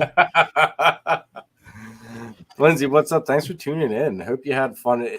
I did see Lindsay holding a Bolin's python, which absolutely beautiful snake, absolutely gorgeous snake. But I'm trying to think of hypo besides puzzle stuff. This isn't from Tinley. This was at Daytona. We had picked up a Inchy Gravel hypo clown male, and I'm stoked for him. He's a little tiny hatchling, so he's not going for a while, but I'm super excited for him. All right, so I'm trying to think of. So we talked about Sunset. People bought a lot of. Stranger was another one. I feel like that there were really good Stranger prices. They're just beautiful Stranger combos. What about Acid Confusion, Static? That stuff was that stuff hot commodity or? I saw some, but I didn't hear people talking about it. I didn't necessarily notice a whole lot of it, people, but I did see some there. There was some really cool stuff, but I didn't necessarily hear people talking about that one. What else? I know some people bought some Cypress Clown stuff. I've been hearing a lot of talk about Cypress stuff lately, lot of Cypress talk. There was a lot of cool stuff that people bought. Again, people were buying really, really cool stuff. It's just, it all seemed to be really high end things that people were getting. Now, was there? Because obviously, I've never been to Tinley. But was it basically all ball pythons, or was there some really nice other species that you noticed getting a lot of attention other than the balls? I know a couple people bought. I'm sorry, I'm a dumb ball python guy, so I don't remember all of the specific names. But it was a tree monitor. I don't remember exactly what it was, but I want to say that they spent a couple grand on a pair of tree monitors. Which again, I don't know what the market is for tree monitors, but I was oh damn, that's pretty good. I don't know how much they normally go for. Yeah, no, the tree monitors are cool looking, especially the green and the blue ones. I love those. Chris I don't know if he wants to drop some stuff in the chat if he heard anything, because I know he works with way more other species, and I feel stupid whenever I talk about anything that's not a ball python. I wasn't sure. It always amazes me, at all these shows, you don't get basically everything's ball pythons anymore, and that's good and bad. It's at the same token, because I feel for me especially. I know exactly what I'm looking for, so I kind of browse through all the displays real quick. If I don't see that one thing that catches my eye, I just keep on moving. The one thing that will stop me dead in my tracks: carpet python, blood pythons, that stuff. I know. I think Juggernaut was set up there, if I'm not mistaken. I did notice one thing. So it wasn't specific sales, but just talking to different vendors. So. And I'm sure everybody knows this, but just in case you're watching it, or maybe it's a replay and you're new to the hobby, if you want to vend Tinley and you're a ball python breeder, pragmatically, the only way you are going to do it is if you sublease a table from somebody else, because the wait list is so long. There's just no real pragmatic way you're going to do it, on your own, straight up. So what people will do is they will give tables to people who are not specifically ball python breeders. I got distracted on Brady Lindsay's comment. So one of the piece of advice that we got was, if we wanted to vend Tinley, to work another species in addition to ball pythons, which I do think is really good advice if you want to vend Tinley. But I also feel that breeding another species solely to vend Tinley, for me, just doesn't feel right. Yeah. It's if I want to breed another species, I want to breed a species because I'm really excited about that species, not just so I can get a table at Tinley and be yeah, here's the crap I don't care about, and here, but it was my way in. Yeah, I don't like that. But I get it. I'm not knocking anybody who does that, to do a different species just to get in. But for me, I'd rather focus on the things that we are really passionate about and work it that way. Oh, that's awesome. Hell yeah. That's good to hear. Oh, and he says, okay, Elijah was there. Chris, while you're here in the chat, since you obviously ignored my text in our one group chat, did you pick me up my Chrome head from Elijah that I hinted that you should get me? Christmas time is around the corner, bro. That's right. So, Merry Christmas. Merry Christmas to Jeremy. Exactly. Merry Christmas. Show me some more love. I appreciate it, bro. It's kind of, what Chris did to me? What's that? Chris, What's that? The other weekend, Chris was supposed to bring me rats. And you know what Chris didn't do? Bring me rats. Because The betrayal. He forgot Chris. them. So Jeremy will never forgive you, Chris. Yeah, the Chrome head was and look, see that's how much he cares about making it up to me. That hurts my heart, Chris. Hurts my heart. That cut deep, bro. It was busy. This was actually our first fall Tinley we'd been to. We'd been to the March Tinley a couple different times in the past. It was fun. I liked it, but I was there by myself and Courtney wasn't there, and that made me miss her. And everybody was asking for Courtney, so no, which is better, fall or spring? The animals, I feel like, were better in the fall. There were cooler animals. There was more stuff. Like, there was just more hatchlings, all of that stuff. There was cooler animals here. But I feel like that the spring, I don't know. Maybe it's because I was so rushed on this one. I feel like I liked the spring show better. I know. I talked to Brandon on the way home. He had to endure me chatting his ear off for a while. So... Lindsay, I knew I loved you for a reason, girl. Lindsay's right, Chris. My birthday's coming up too. It's in January, but it's still coming up. Good thinking, Lindsay. Thank you. And Redmond's your guest for this show, right? So if you need me to jump off, just let me know. I say, yeah. Redmond, you want to hop on here with me, or you just want to go ahead and reschedule because it's 9:30. I think we'd probably just be better off just rescheduling it in all honesty. But Taylor, it's up to you. However you want to do it. Yeah. They literally just got home. So my guess is that she's probably beat because they were out at Tinley as well. And then I think they had to go up to get stuff from Brian Barczyk, I think. So she's been cooking, so she's probably exhausted. But Taylor, okay, yeah. Taylor says we can reschedule. All right, that's fine. That's fine. No worries. Chris is right. David, he told me about it like 5 months ago, and I couldn't wait to see it. With the what was David's comment? The blood python. Yeah. Will says Chris forgot your rats, but sold my ass.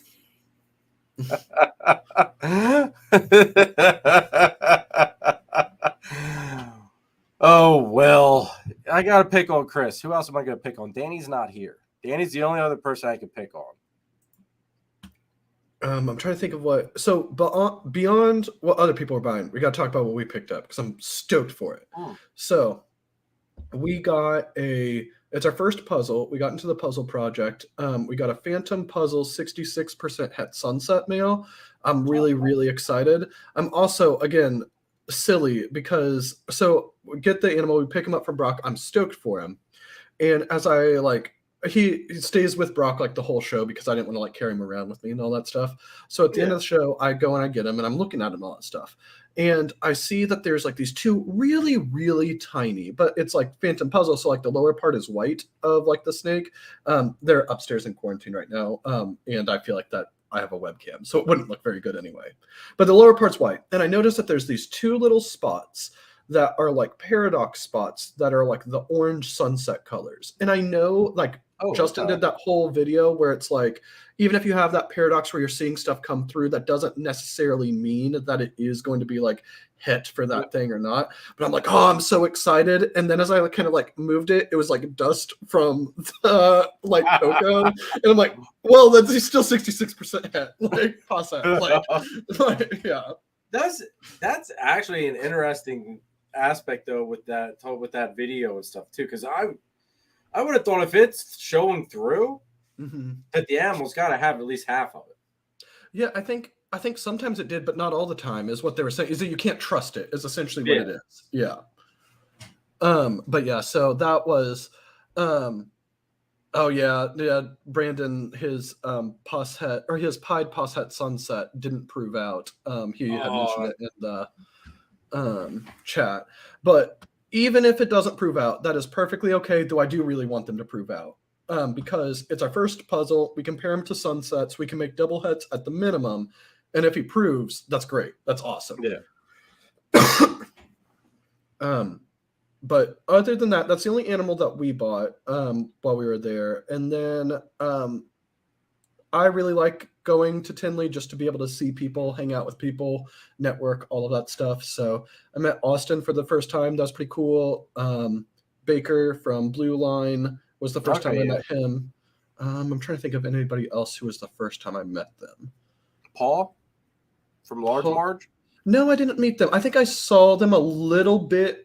So I had went to dinner Saturday. I didn't stay for the whole auction, but I went there for like 20 minutes. I think I saw them, but I wasn't close enough because it's so packed. I couldn't get over. And I'm trying to think. I'm sure there's other people that I met that I'm not remembering right off the top of my head. So, and then there's lots of people that we like just met up with again and said hi and see all our friends. So I know, like, I'm kind of with Will on this one. Like, there's certain, like, I like the, what was it? Ultramel Sunset? The Ultramel Sunset caught my eye until I saw the Lavender Albino Sunset. Oh, that's really cool too. Yeah. That looked like my vision of what the Sun Dragon looks like with boas. But then it, like, I don't know, like, it seems like sunsets brown out so much as adults. So, like, I have a hard time. I'm going to have to fight you, Jeremy. That's what's going to have to happen. Like, I'll defend Sunset's honor. But then everybody's also going to say, well, Jeremy, your freaking Xanthics brown out too, which some do, yes. But there's a good bit that stay beautiful silvers and whites and blacks. But I think it is the exact same. So you just said that like some Xanthics brown out, some stay great. The exact same thing with Sunset. Like we have hatched out several. There are some that generally when they are babies, when they come out darker, they're probably going to get darker as they get older. And if they come, they're out in the shop and all that stuff, and it'd be a bit for me to go get them, and they're on the camera. You can tell as a baby which one's going to go darker and which one's going to go lighter. Like, and it's like we have some that are out there that they hatched out last season and they are brighter now than when they were babies. And it depends on, just like every other morph, there's polygenics that are going on. That's not necessarily the Mendelian trait of Sunset, or in your case, Xanthic. There's other genes that influence their appearance, and depending on those other genes will determine how they age. So you might get genes that make them darker, and they get darker as they age, and then I think they go more towards that brown look. And I think that why so many people dogged on Sunset for browning out is the ones that people were selling were those ones, because they held back the ones that that makes sense. But just like any other gene, just like Xanthic, just like Clown, just like Pied, there are some that hold the colors really well. There's some that have really good contrast. There's some that don't. And being able to know what you're looking for, and I personally think buying from somebody who has a lot of experience in the project, they can guide you towards, like, if you want it to be darker, because some people do, go for this route. If you want it to be brighter, go for this route. If you want to go for contrast, look at this one. Like, so now, correct me if I'm wrong, but Sunset isn't just color though. Sunset does pattern stuff as well, correct? Yep, it looks like GHI pattern.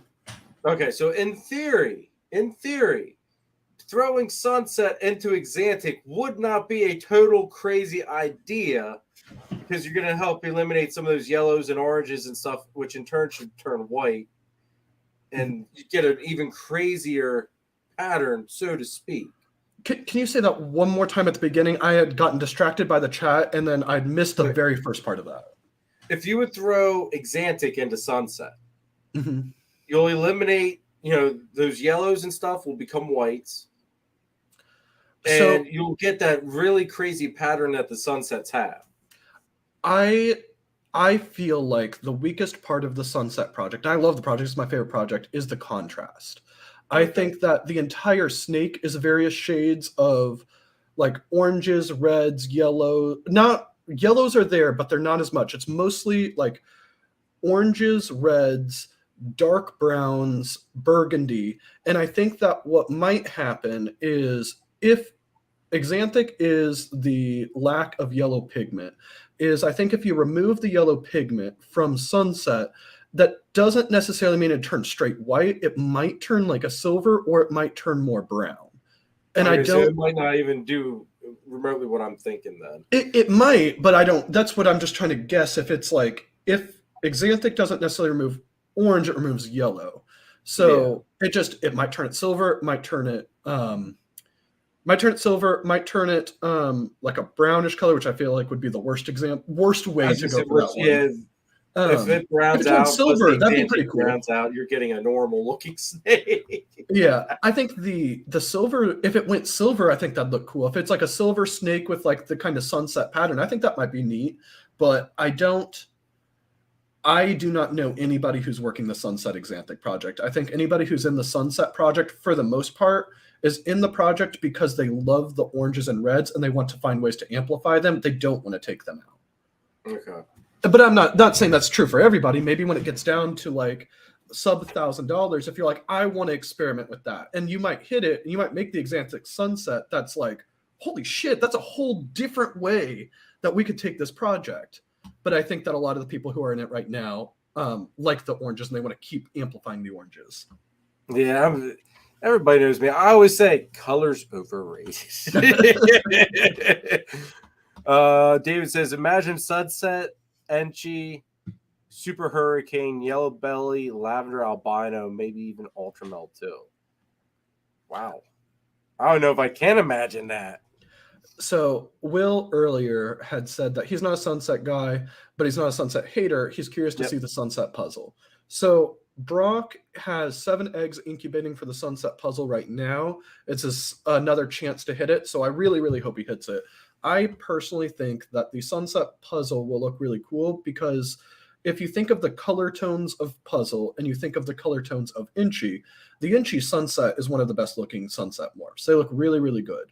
And I think that with that aberrant pattern of both Sunset and puzzle coming together, if you can get a really wonky, cool puzzle pattern with the bright oranges of Sunset or the Inchi Sunsets kind of being brought in, I think it'll be really, really good for both projects because it will make people who are in the Sunset project be like, oh, I got to get puzzle into it. And the people who are in the puzzle project be like, oh, I need to get Sunset. I think it'll be good for both. Aaron here says he thinks Sunset puzzle will be amazing. I have heard this one though, and I heard it from you guys. The banana sunsets. They are beautiful. I love the banana sunsets, and when they hatched out, they're like so vibrant orange. Like I can't even describe. Like I know we did the video on it and all that stuff, but like seeing a brand new banana sunset out of its egg is the most orange snake I've ever seen in my entire life. It's so cool. The only downside to the banana sunsets is that it does not take long before they start going from the orange to like the yellowish tones of banana. They still look great, but you lose the oranges, I would say probably around 200-ish grams, 200 to 300 grams. And then it goes more like yellows, which are still really pretty, but those oranges were wild when they first hatched out. Now, all right, this might just be me winging something way far out there, but for me personally, when it comes to bananas, cinnamon looks amazing with banana just because it brings in those oranges. Mm-hmm. So what? Because I know cinnamon Inchi sunsets are supposed. I know Brian Cusco like praises those. So what about if you throw cinnamon into that mix? Because I don't know how well the cinnamon and banana hold that orange. Mm-hmm. That might be a way to keep the oranges in with the sunset even more. So she's only 900-ish grams right now. So if she is going to be ready for 24, it won't be till later. But we have a banana Inchi het sunset female that we're going to be pairing to a cinnamon sunset male for that exact same thing. We think that Banana sunsets look great. We think banana cinnamons look great. We think inchy sunsets look great. We think cinnamon inchy sunsets look great. And cinnamon sunsets, in my opinion, don't look that good. But I think the cinnamon inchy is 100% makes them worth it. So we really want to try to go for that banana cinnamon inchy sunset. We think it'll be awesome. So that's something we're trying to do this upcoming season. All right, well, see, that makes me feel good that I wasn't just really totally winging it out in the dark there. I'm at least thinking a little bit on the up and up on that one. So anything else with Tinley you want to share, dude? Okay, I'm trying to. If I feel like most of the people here have been to national level shows, but I would say if you go to a national level show, I highly recommend not just going just for the show. Reach out to people that you are close to or that you have some kind of relationship online that are going to the show and network. Like do stuff after the show. Like go to breakfast with different breeders, go to dinner with people, like hang out beyond just buying the animals, because I feel like that is where it's cool getting the animals. It's cool seeing them. I feel like that the real benefit of the shows is building those relationships in person that you just can't do online. No, I agree with you on that one. Justin here wants to know, what do you think about Sunset Clown? I love it. I love the Sunset Clown project. In fact, the Justin's Spot Nose Sunset Clown, in my opinion, is the best looking sunset combo. It is. Okay. I love so many of them, but it's my favorite. It is my favorite one. So we are working the Sunset Clown project. We are pairing our Clown Het Sunset this year to a Super Banana Sunset female, a Pastel Extreme Gene Sunset female, and that girl's actually Shane Kelly's from Small Town Exotics. We're doing a collab project with him for that. Okay. And then our Super Asphalt female. And then next year, we'll have 4 double het Sunset Clown females up to size that will pair the Clown Het Sunset to. And the year after that, we have a Cypress Inchy double het Sunset Clown female that she should be up to size. She's a hatchling right now, so. Okay. But yeah, I'm stoked for it. I just drew a blank. I had it right there on the tip of my tongue and I lost it. Oh, that's how you know it's been a long weekend, folks. Jamie, what's up? Thanks for tuning in. Aaron says the only double sunset he doesn't care for is with Pied. We're not super big into Pied in general. We have a tiny little bit of it, like not like maybe 3 females that are Pied or het Pied. But it's nothing against Pied. I think it's beautiful, and I think it's great for like the kind of entry level getting into the hobby because they're so stunning. But I feel like that my problem with Pied is, one, I don't like the variability of high or low white. I don't want to spend a decade working on a project and I finally make it and it has a tiny little splotch of orange on it. And I'm like, cool, I made this triple visual, but that's it. That's all I get. Like that would be heartbreaking to me. But I think that there are genes that you can put in that make it look really good. And I do think like the leopard sunset pieds I really like. I think they look really good. And I think the other sunset pieds go more towards the gold hues. And I like the oranges mostly from it. But yeah, I like the sunset pied, but so now David brought up an interesting one here. What about the rainbow with sunset? I don't really know much about rainbow at all. Is that like a T negative albino? Is that a T pop? Steve, I think I've seen it, but one way or the other. All I know is it's like I always look at it as a recessive banana. Okay. It's a banana that doesn't get the spots, basically, in my opinion. So, I mean, I feel like banana is more like T positive, like banana, ultramel, monarch are more of like those T positive albino types. So if it's like that, it probably will look really good because I do think that sunset works really, really well with the bananas. It works well with ultramel. I'm assuming it's going to look amazing with monarch. So I bet you it would look really good. Okay, there you go, David. Oh, somebody says it's T negative, which, I mean, the lavender is T negative too, and the lavender sunset looks really good. I'm not a huge fan of just the albino sunset, because to me it looks like an albino with the sunset pattern. But he says, or T, I think he meant T positive. Okay. Somebody else had asked something. I'm trying to find it. Maybe I'm wrong. I don't know. But I love the Sunset Project. We are long-term, like triples. I'm going to put air quotes on that, and you'll see why in a second. That we want to work for the Sunset Project is we want to do Sunset Clown, like Super Asphalt, Sunset Clown freeways. And while Super Asphalt and Freeway aren't recessives, we're working them like a recessive. So we're stoked for that one. We think that's going to be really cool. Sunset Ultramel Pied, we're really excited about. We're doing Sunset Ultramel Hypo. I'm trying to think. We'll probably end up doing Sunset Ultramel Puzzle Hypo at some point, but that'll be like 10 years from now before we can get anywhere close to that. So Aaron says maybe he'll play around and make double hets. But maybe if I look past the lack of pattern and add ODYB, and it'll be the most orange pod. Maybe. Hey, you never know, man, until you give it a shot. Guys, what's up? Thanks for tuning in, dude. Good to see you.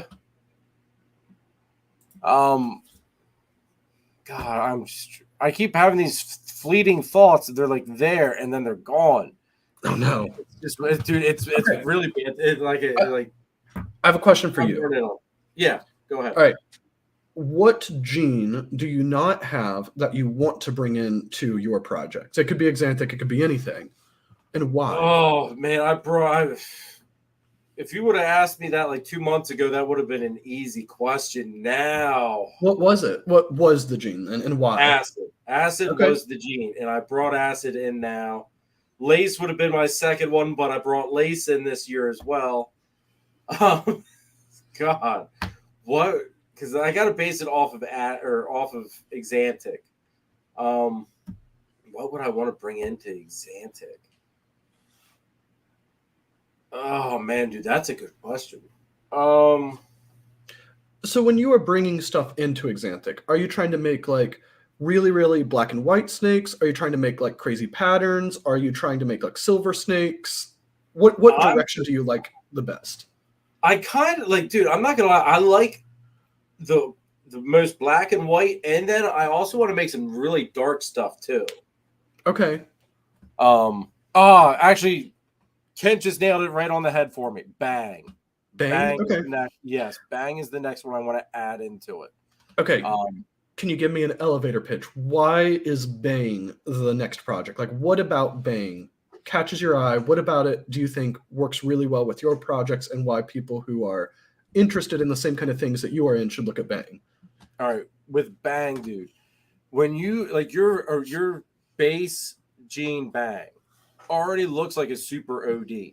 Okay, so you're starting off with that super clean pattern off the start with just one copy.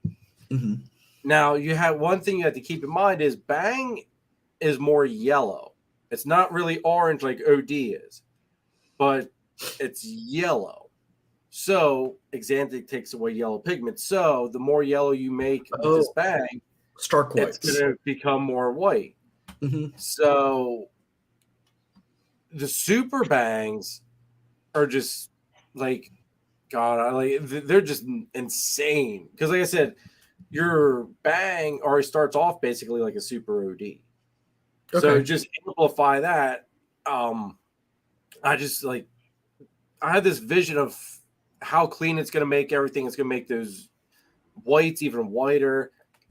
Get acid into it to really distort some pattern with it.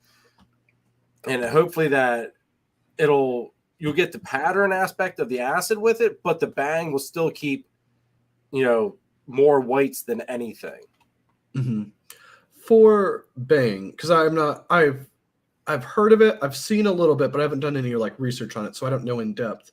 Is it related to OD, or is it just looks like kind of like OD? So that's like the thing that people compare it to.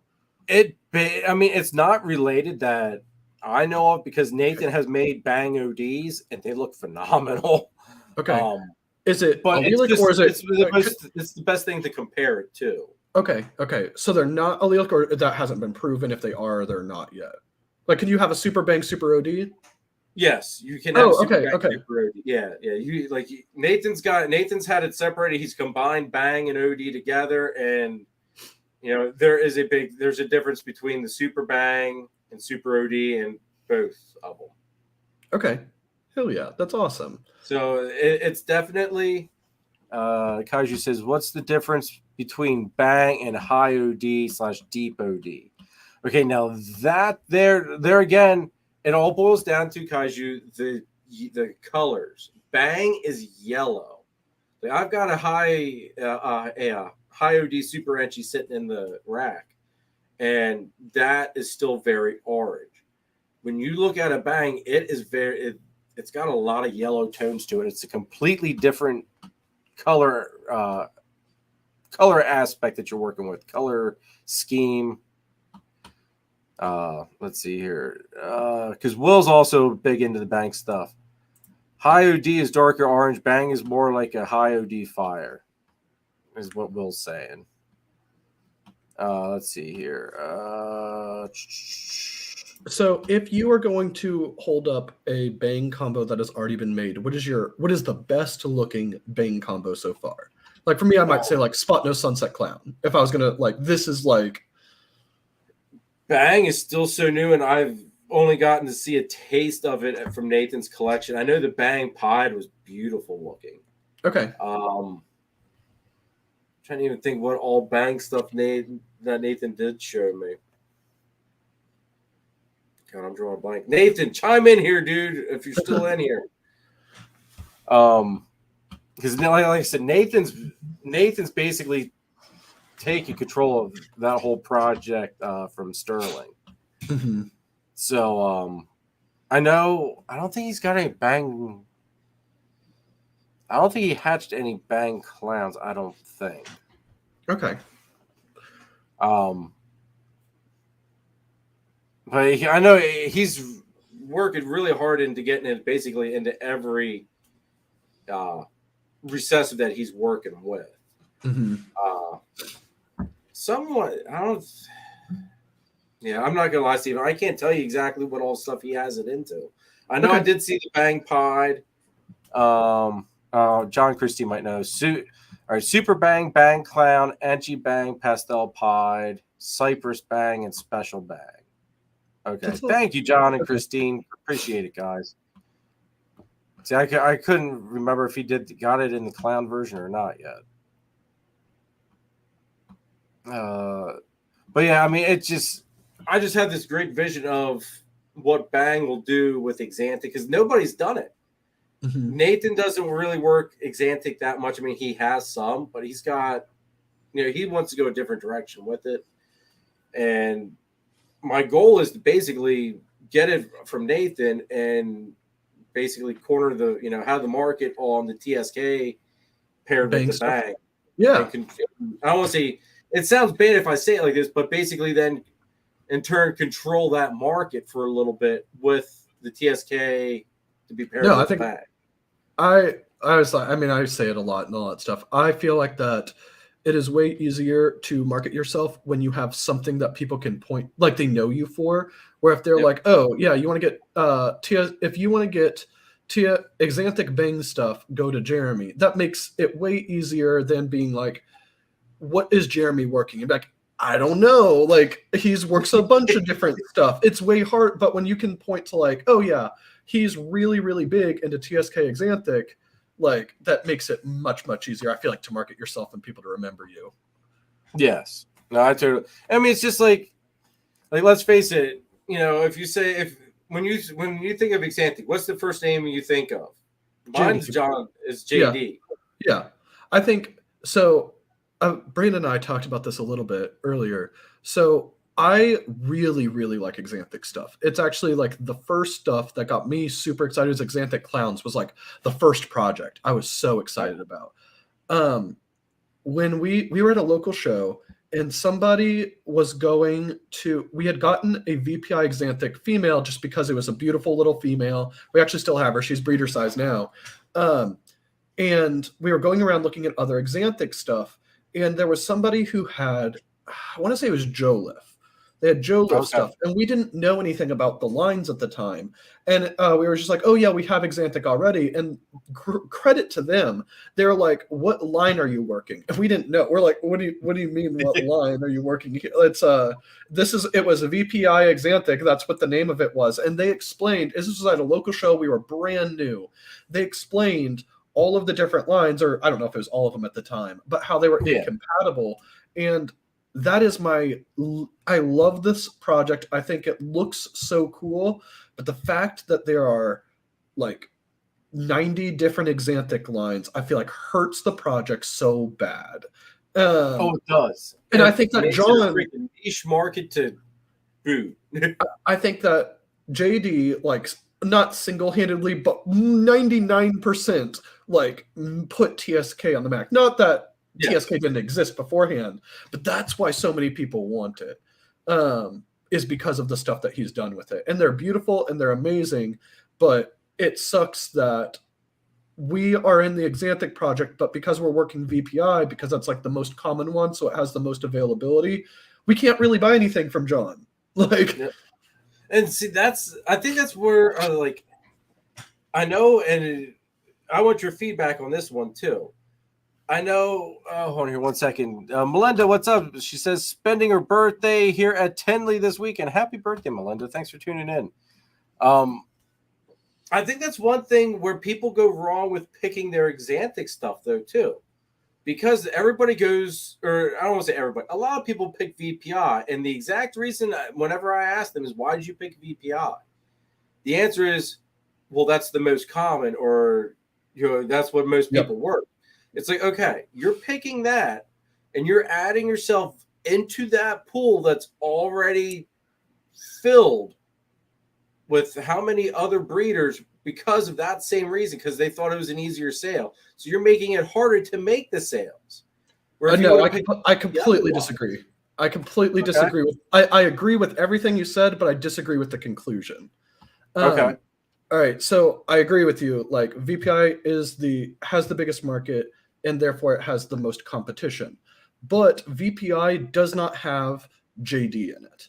If you're in TSK, why would I buy TSK or why would somebody buy TSK from us when they can buy it from JD? So JD is the king of TSK.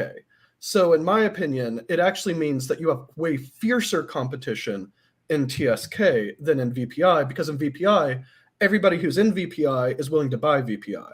But if you're in TSK, you can only buy TSK, and there's the king of Exanthic in TSK. Okay, I see your point on that one. Okay, that puts a different spin on it. I never thought of that, dude. I never thought of it like that, but that's a good spin on it. I think all of the Exanthic stuff is awesome. I think it's great. I think that the animals are beautiful, and I think it's a great project to be in.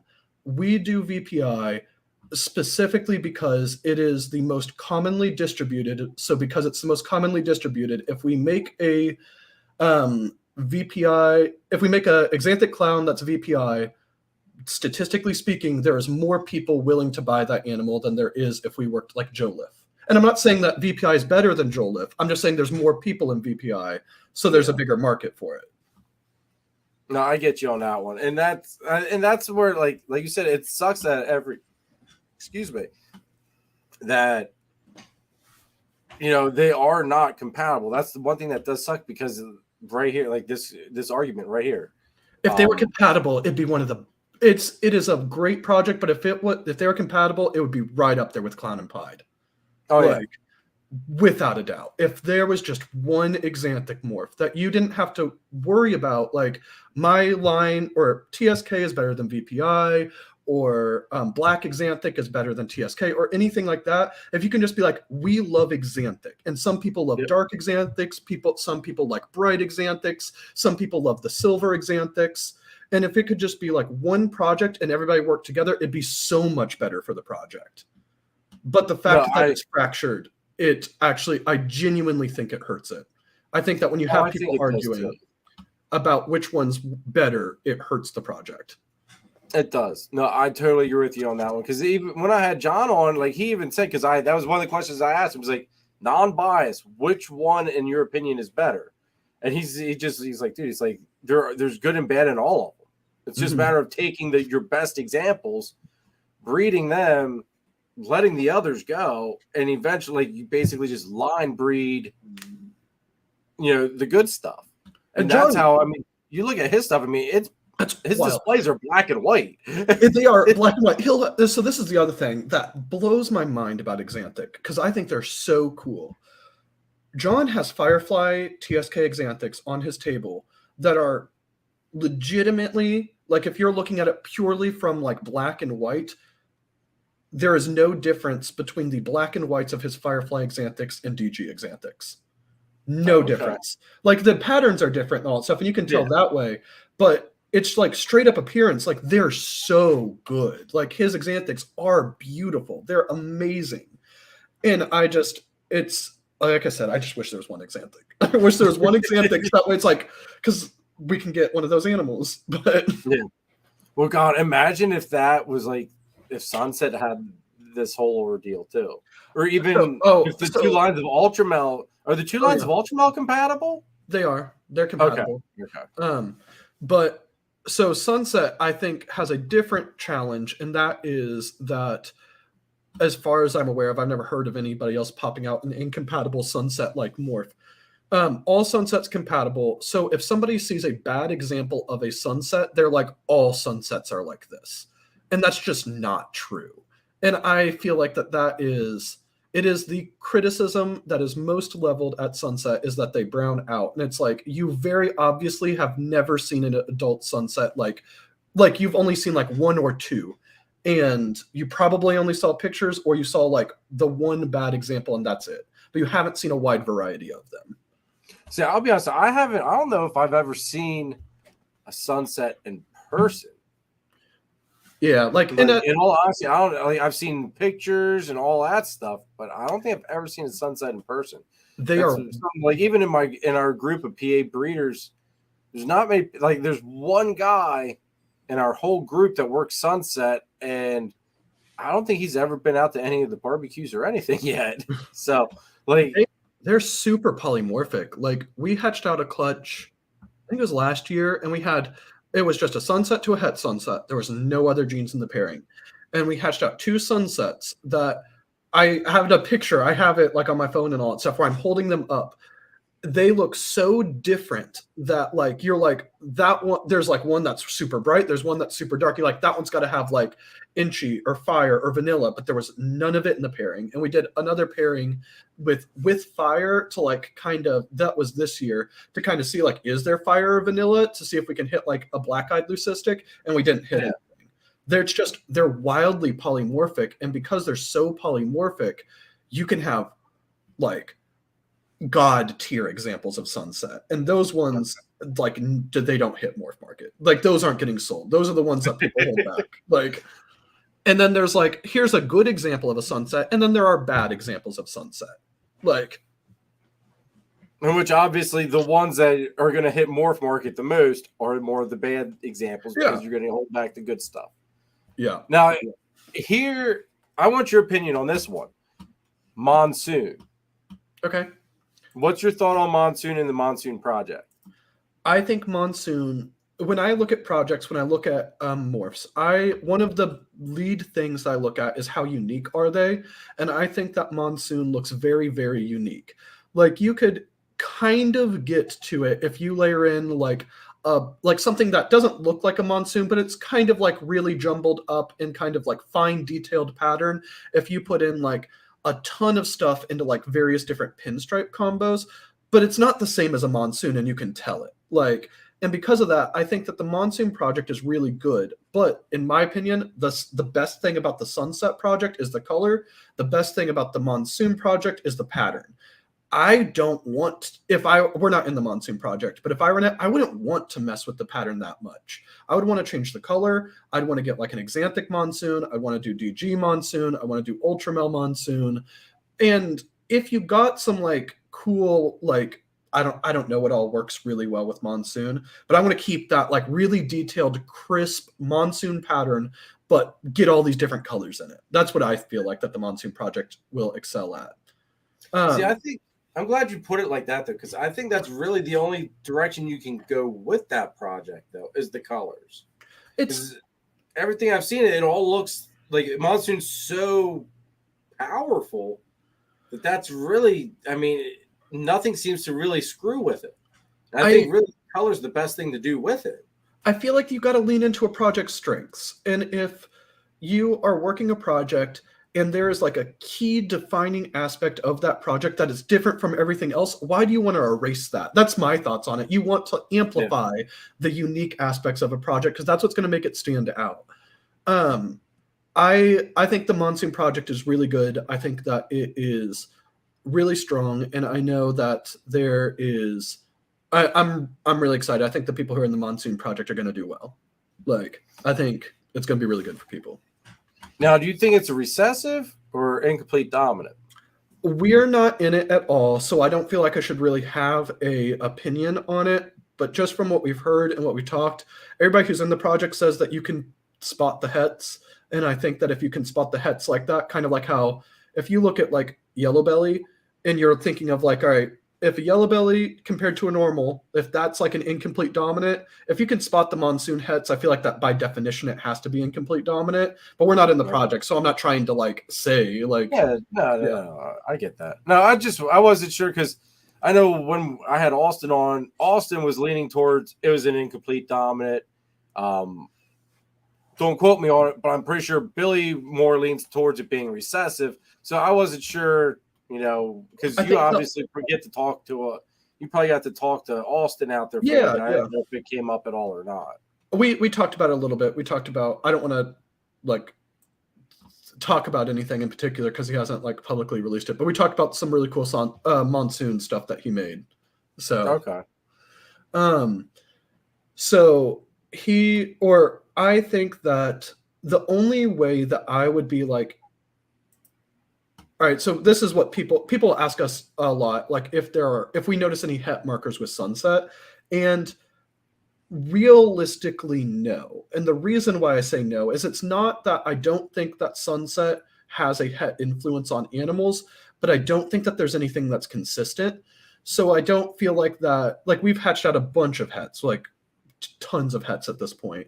And one clutch, they can be like really clean and have this like orange tone. And then we have another clutch and they're like speckled and granity and stuff on like the normals because we made a bunch of double hets too. Like, and they're just, I feel like that if Monsoon doesn't consistently have those like markers, then it probably is recessive.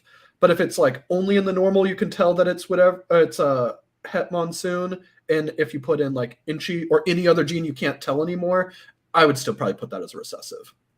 No, I agree with you on that. That was one thing. Like, I mean, I've only ever seen one visual Monsoon, so I've never really looked at the hets. The whole project's right now it's.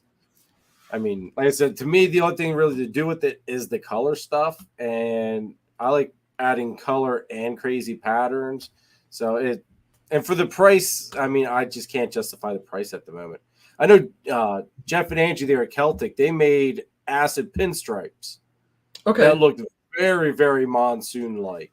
As they put it, the poor man's Monsoon, which I think that if you can't afford the Monsoon project and you're okay with just I'm going to say a knockoff, that's the best looking thing right there. It was pretty awesome looking snake.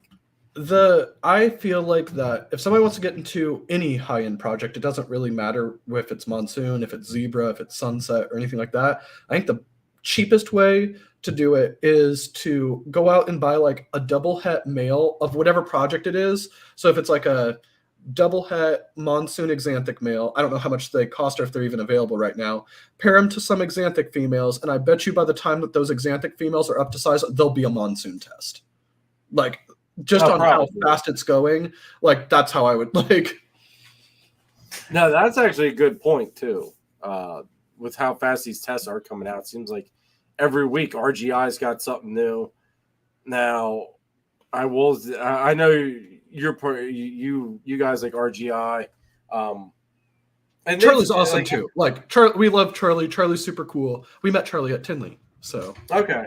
So, yeah, I mean, now that Charlie's got the testing for the stuff that I want to test for anyway at the moment, like you can't beat a 1 week turnaround. And I'm not saying that everybody that's going to be how Charlie's turnaround is all the time, but I will say this: it took over 2 months for me to get my results from RGI to find out if my 2 exantic males were het clown, and I found out in 1 week about 3 females.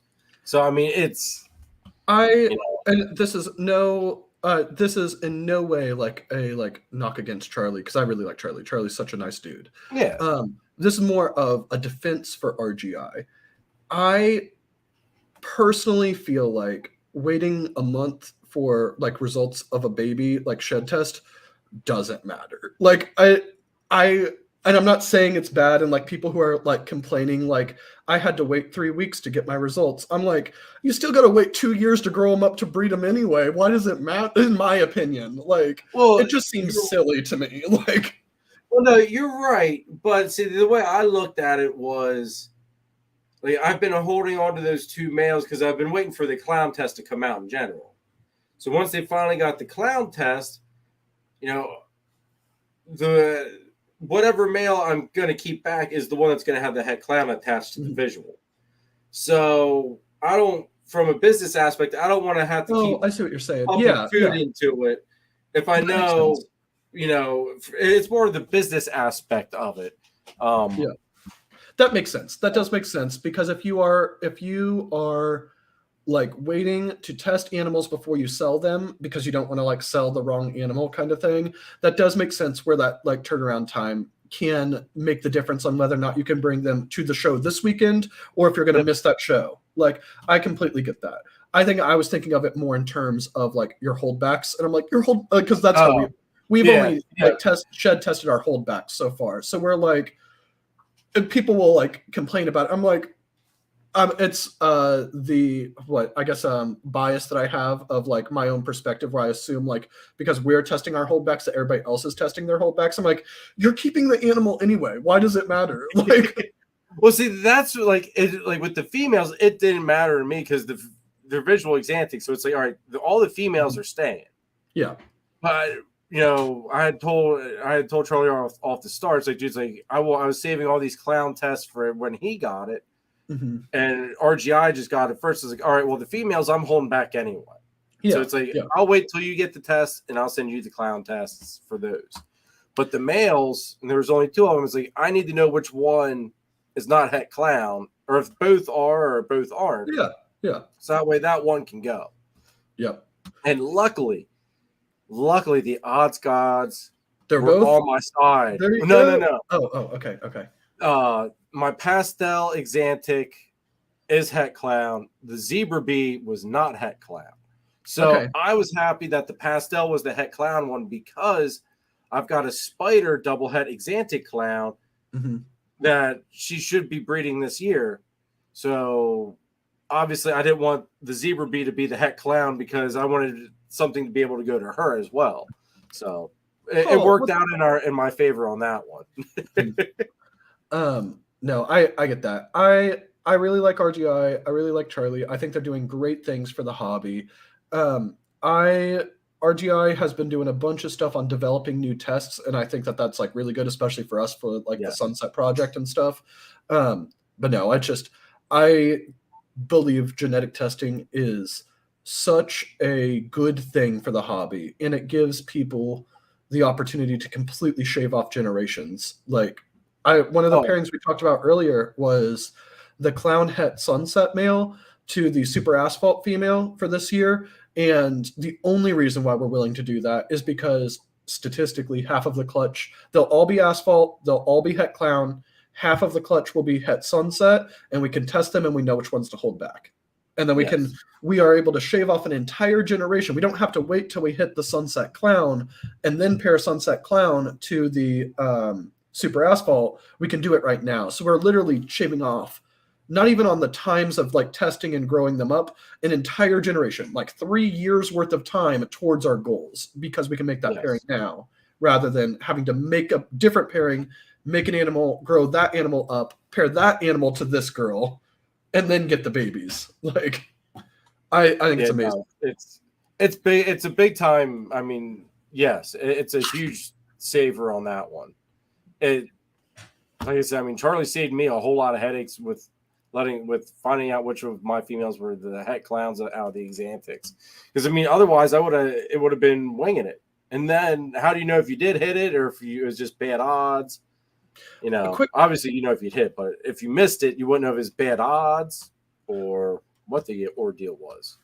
Quick question for you, because you have more experience in this morph than we do. So we had hatched out our first clutches that had spider in them this year, and one that I'm interested in like talking about, we had paired a Neala clown male to what we ended up finding out was a Neala spider furrow het clown female, and we ended up making super Neala clowns and all that stuff. We're pretty sure we hit 3 super Nealas.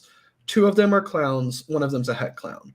We are like 99% sure one of the super Neala clowns is spider as well because they have a wobble. How, in your opinion, how much, like, do you feel like that there are spiders that do not really have a wobble that's noticeable and they could still be spider because it's in the pairing, but we can't really tell because, like, dude, I've produced several spiders. 0 wobble at all. That's actually the worst news because that makes me less confident about the ideas on the other ones because I'm like, well, this one has a wobble, so it's for sure spider, but these ones don't, so they're probably. But I'm like, oh, they could still be spider. Like, oh god, no, anything can happen on. Like, obviously, I just pulled one out earlier that had never thrown a wobble before for me, and it's the whole time I've had it. But I mean, no, move, Snaky. Or not move. Like, come on, move. Anyway, like, yeah, I've produced several spiders that have like absolutely no wobble issue or anything. So that just act like a normal. Like, So slightly controversial topic, and we don't have to discuss it if you don't want to. But I feel like that right when we were getting in, spider was like the morph that everybody demonized, and like we ourselves stayed away from it. Not so much that we felt like that there's anything ethically wrong with breeding spiders, but that we didn't want a whole bunch of spider stuff and then it's hard to sell. I don't feel like that it's as strong of a stigma anymore. I feel like that we like. People are just kind of like, yeah, this spider's fine. Like, oh, how do you feel? Man, like that whole campaign about demonizing spider, that hit the gene hard. Like massively hard. I've heard so many different people say if there wasn't spider in it, I'd be interested. Now I've never had anybody say that to me yet. But I know a bunch of other people that have had that be the exact wordage. I do get that because I mean, there's that campaign really hit the spider gene hard. There's a lot of spider hate still, but there's an awful lot of people that love spiders. So here is what I've noticed, at least, and again, we don't have nearly as much like experience because this is our first year hatching out anything with spider in it. I feel like pet owners don't really care that much anymore. Like they'll buy a spider, like we'll sell them. They're like, they like them. We'll explain it to them and like, oh, that's fine. That's cool. I feel like that for breeders don't want spider. It's not even necessarily that breeders are like, I think it's wrong breeding spider, but they're like, I'm going in the breeder's mind, and it's in my mind, is I'm like, all right, here's a awesome animal. Maybe there was like a sunset spider clown, and a sunset spider clown, like a sunset clown is like a, I don't know, $15,000, $20,000 snake. And if there was a spider sunset clown and somebody offered it to us for $3,000, I would be like, that's such a good deal. It is such a wildly good deal. But statistically, half of the babies are going to be babies that other breeders aren't going to want to buy. So the only real market for them are pet owners, and they're all going to be double het sunset clowns. And that's going to be like drastically destroying the price. And I think because of that, it makes me stay away from spider on a breeder level. But it's not about like the ethics of it. It really comes down, and maybe this is bad, like the economics of it. Well, no, it makes sense though. Like your perspective of it makes perfect sense in my opinion too. Spider does things that no other gene does. It produces looks no other gene does. But that there again, a lot of people also like, because I don't know if you read that paper that the neuro issue is actually more of a malformed inner ear, supposedly. Oh yeah. I saw that. Yeah. So I like beast morphs. as somebody selling a sunset spider clone for 3K, I'm buying. All right. Anybody wants to? Yeah. You got so your. like that being like a lot of people always refer to it as a neuro issue, and I think when people start thinking neurological stuff, that's where they get the big problem with it.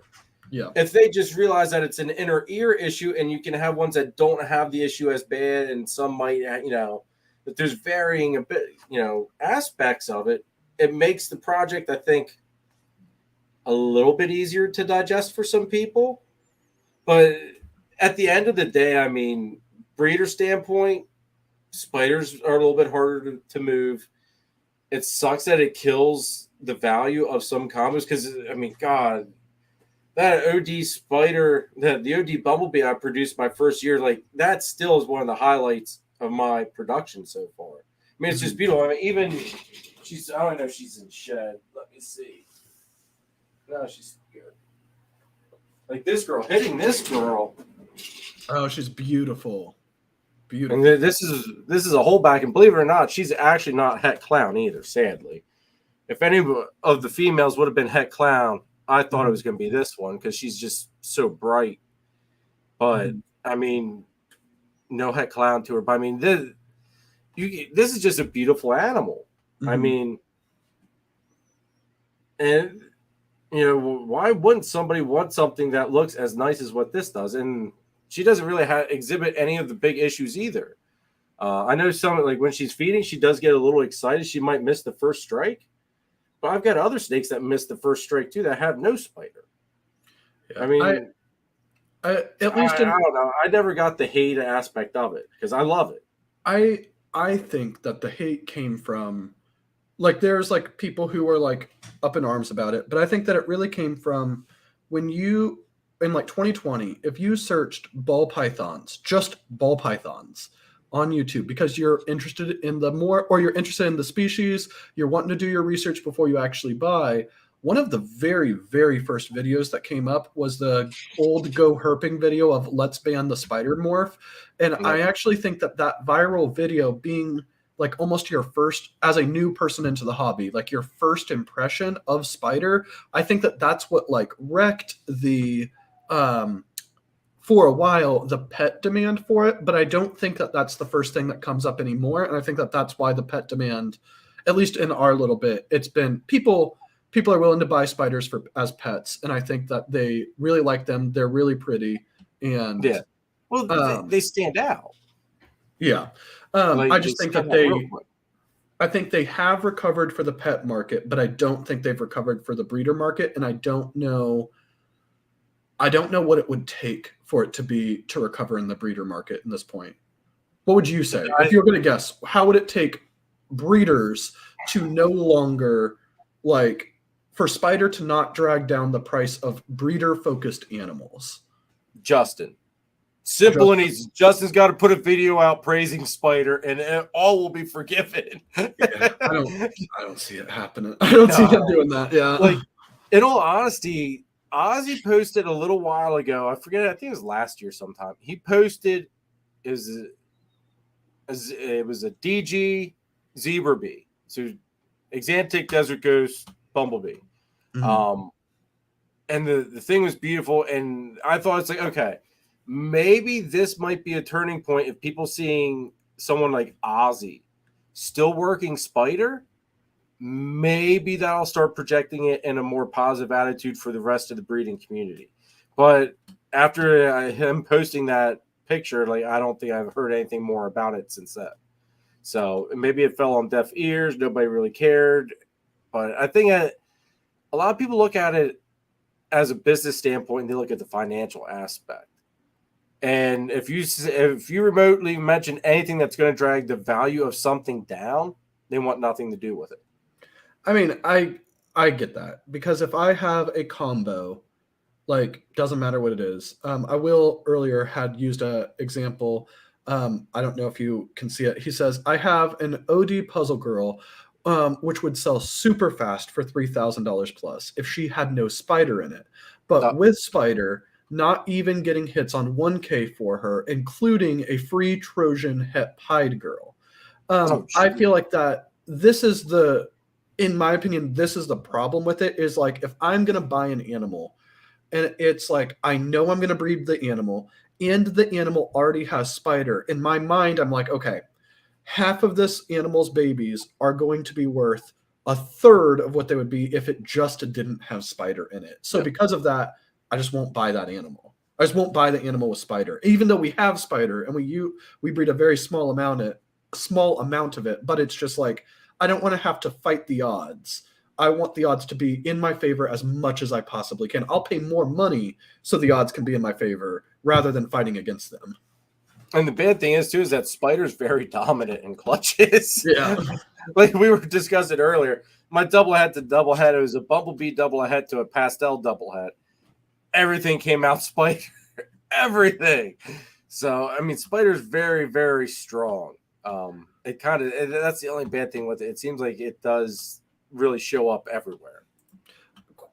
Oh, hold on.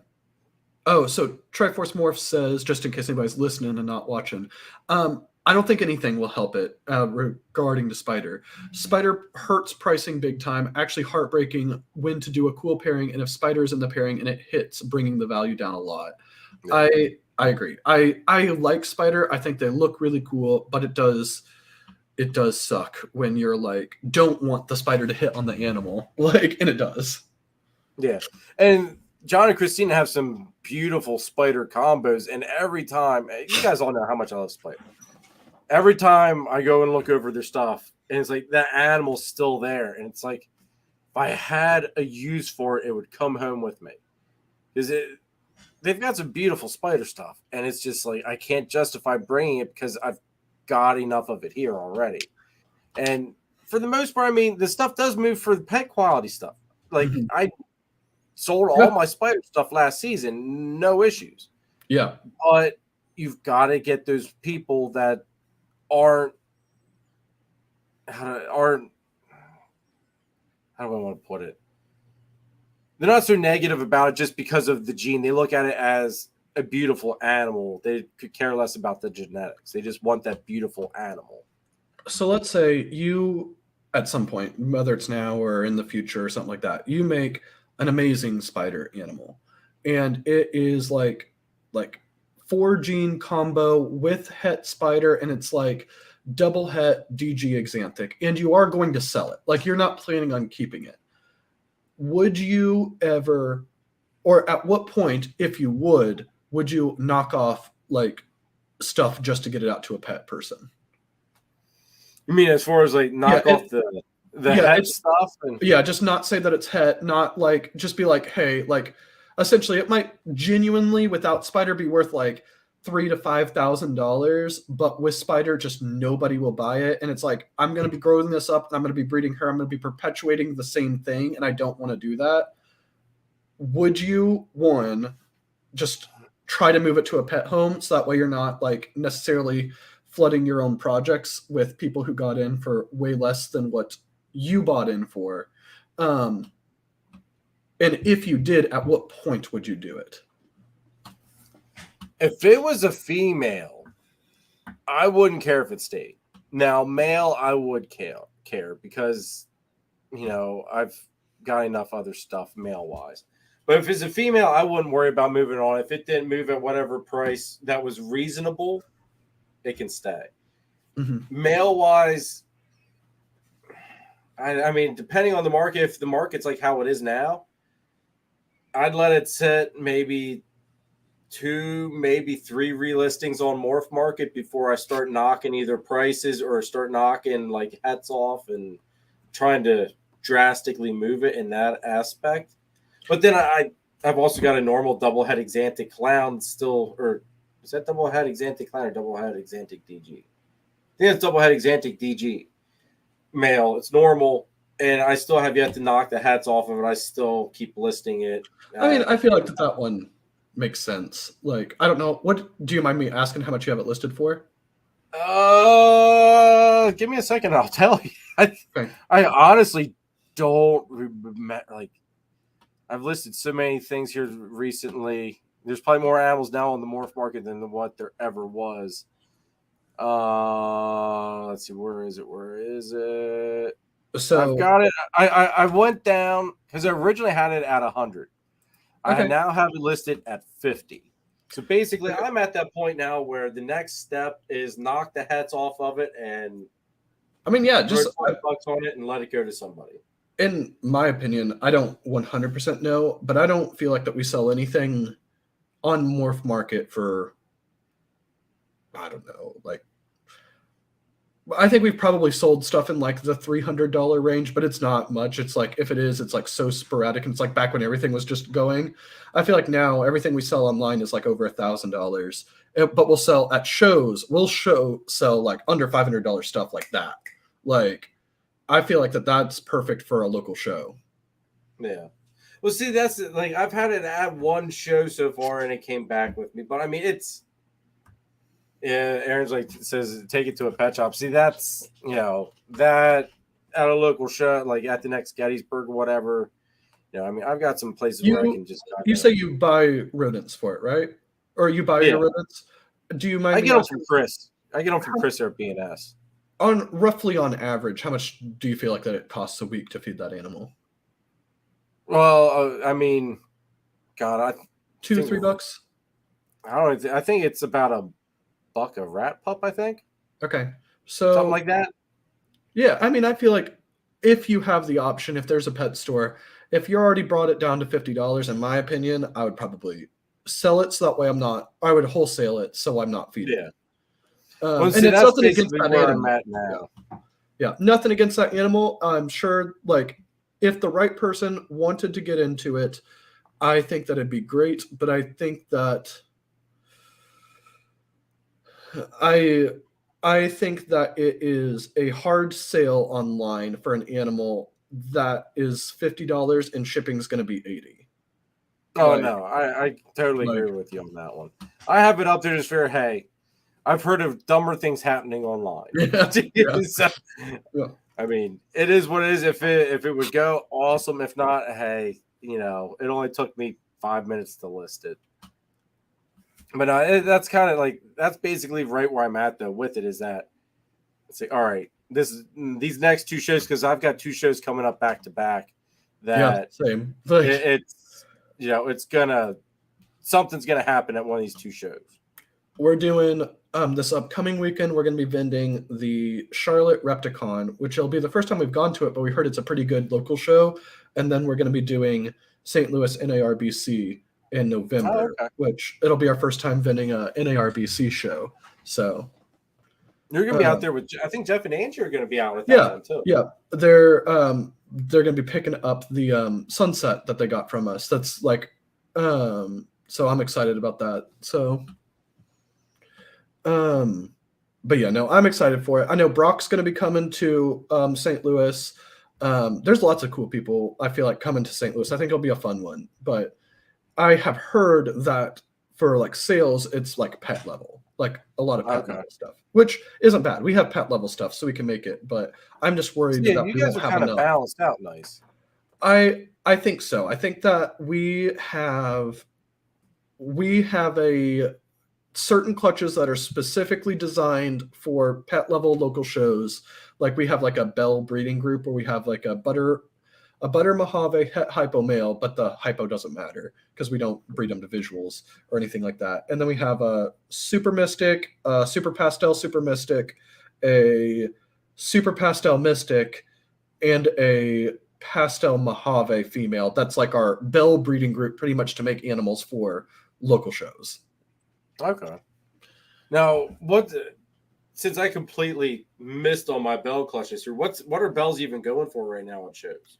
I don't fully know like for everybody else, but I think we We sold a Mystic Potion. I want to say it was 400. It was a female. Okay. We actually this year, because we only had one of those clutches go so far. We had one go at the very, very beginning, and it was a Partho clutch, and that sucked. And then we had one other one go, but we only got 2 bells from it. We got a Mystic Potion and a bell. Okay. So I want to say it was 400, but I do feel like that. One thing that we've noticed is I feel like we tend to price a little high, which isn't bad. Like we sell them, but I do feel like that we tend to price high, and I feel like then when you're at a local show, you got to have like those more competitive prices. Straight Blast, I believe there's still tables. I don't 100% know, but there wasn't a waiting list for St. Louis, so I think you can just sign up. I will say it was pretty expensive. I want to say it was like $300-ish a table, and then it's like $100 extra for, or maybe even, I don't remember. I'd have to go look it up. I want to say that we spent like $600 something total to vend St. Louis, and it's like table in front, table in back, because you have to rent the table in back too. Electricity for it. It's I hate that aspect of it. Yeah. So, but I think you should be able to get a table if you reach out. Like if you go online, you can probably sign up still. But that's my worry about it, is that it's going to be so expensive, and I'm afraid we're not going to have enough animals to make it worthwhile. Well, yeah. No, I totally like. That's one thing that holds me back a little bit from expanding to a whole bunch of shows too quickly, is because if I don't have the caliber of animals at the moment to make up what I'm spending on table rent and gas and whatever else, all my other expenses, say, why am I going to go and do it? Because this year, some of my big stuff, it kind of flopped on me a little bit. So it kind of left me with table scraps to an extent. I like being able to do a show where we can sell, like, because the only shows we've done so far are local shows. Our biggest show we've done was Reptilian Nation in Atlanta, which was a good big show, but it wasn't like a national level show. It was like a regional level show, I would say. But I like shows where you can go in and you can sell one animal and you're like, all right, I've broken even. Like, I'm good. Yeah. Anything now is like, we have never lost money on a show. We've always made a profit. We've always made it worth our time. So we've been really lucky on that so far. Now, have you ever, because you said about Repticon, have you ever thought about doing other Repticons, like PA wise? Because you guys aren't super far from PA. Yeah, we're down in South Carolina. I don't know exactly how far. Courtney's actually in Virginia right now, so I don't know. But yeah, she's up there for work. So all right. Well, I was thinking you were guys more North Carolina for some reason. Okay, South Carolina. Yeah, you got it. PA wouldn't be really worthwhile of a drive for a Repticon then. I'm not opposed. Like, there's a Repticon in Columbia, South Carolina. That's always a really, really good show. Like, it's like a local show. Oh, this is another thing that I've noticed. So when we've done a lot of local shows, and by a lot, I don't mean a lot. Like, we've done like less than 10 like local shows. So it's not a lot. We have done one show that I would say is like a regional level show. And when I'm thinking of like regional, I'm thinking, I don't know, because I've never been to Gettysburg, but I'm assuming kind of like that, where it's like the biggest show for that local region and everybody will come to that one. That basically Gettysburg. See that Gettysburg, Oaks, and Hamburg, I would say, are kind of like the 3 big shows around here. So at that show, so a lot of the local shows, other people who vend are like really cool. They have awesome animals, but they don't have, like at our local shows, they don't have as big of like a presence as we do, especially like online. And because of that, what will end up happening is it's almost like, and it's not that we're necessarily like big, because we're not, like we'll only have like one table and stuff, but people will come and like specifically come to us because we're at like a show, and they'll come and buy from us, and it helps us out. When we went to the Reptilian Nation one, the way I describe it is it's like if you're a smart kid in high school and you're like, oh yeah, I get like straight A's and I don't have to study. And then you go to college and you realize like, oh, I was not being challenged. And there's actual like smart people here. And this is there's genuine competition. that's how it was going to Reptilian Nation, which was really interesting because like all the people that we were eventing with are awesome people that we really like, but they're big names. It's like Corey DeLong, Bob Vu, Troy from Best Dressed. Who else was there? Josh Lumberg with Ball Python Shed, Chad Holker. There was a lot of really, really good people. So like we sold well at it, but it's like if somebody leaves your table, there is somebody else at that show who is going to have a good animal for them that has great customer service and has great salesmanship that they're going to get that sale, which is fine. But when you're at like a local show and you don't have to worry about that, people will come back and they'll come back to you and buy your animal. But those shows, it was like, oh no, the second they're gone, they're gone. Like, yeah, I was yeah. The Chad actually vends there at Gettysburg as well. So he's a really good dude. I like him a lot. He is a pretty cool guy. Yeah, he always goes out to eat with all of us on Friday nights. I apologize. I know I am taking up all your time. I don't mean to. I was gonna I didn't want to dominate your entire show and just come on and just start talking to you. Dude, this was great. I enjoyed it, man. Like, it's been a while since we've actually sat down and talked. I was surprised it's been as long since we've messaged each other. I know. I always enjoy sitting around bullshitting with you, dude. We are in November at some point. I got like a little finishing touches to do on the documentary, but we're going to be releasing that documentary from the 15 Minutes of Lame in November. And I don't know if you'd be interested, but if you want to like do like live or something like that where we talk about the documentary, I think that'd be cool to talk about. I'm excited about it. No, we could do that, dude. Yeah. We'll let me know what date you're thinking and we'll kind of, we'll make it happen. We'll have to time it. We got to help Chris promote the contest this year. Who do you think's going to win? Who's your pick this year? Who are you thinking is going to be 2023 15 Minutes Lame champion? I will be honest with you, dude. I don't even know who's in it. I'm not. Okay. Like, I have such a hard time keeping up with like this year, just with adding the baby to the mix has turned my world upside down. So I don't even get to watch Chris's stuff very often at all. All right. I'm going to name a couple of them and I apologize if I like forget anybody, but Brandon Nixon, he was the first one. So he's going to be in it. Keys, they're in it this year. There's the Ophidiarium. Jake from the Ophidiarium. Yeah. I'm sorry, Jake. I'm sorry I can't pronounce your business's name. I only know that one because I was actually talking to Jake about coming on the live in the near future. But yeah, I think he's in it. I think Taylor from Chakra Scales is on it. I'm not.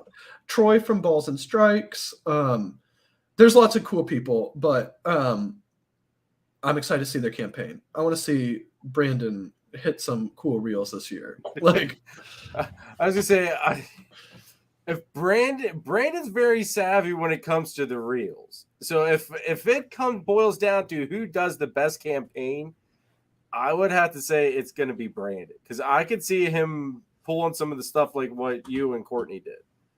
I'm excited for it. I'm excited. I think it's gonna be really fun. That. I think Keys are gonna kill it too. I think it's gonna be a really good year. I'm excited. I can't wait to see what people do. But yeah, so we're gonna release the documentary like right around when it's launching. So we gotta help promote the contest. Well, yeah, let me know. Send me some dates, like Sunday dates in November, and because I have November all open. Let me check.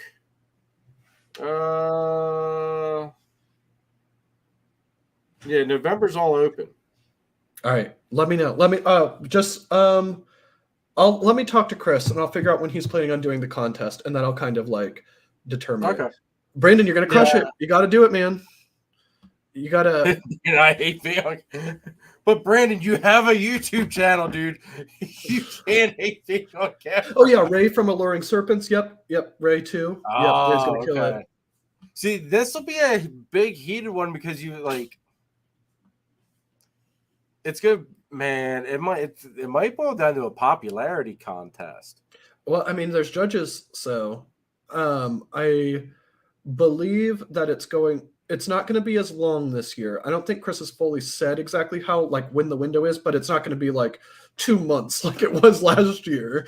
No.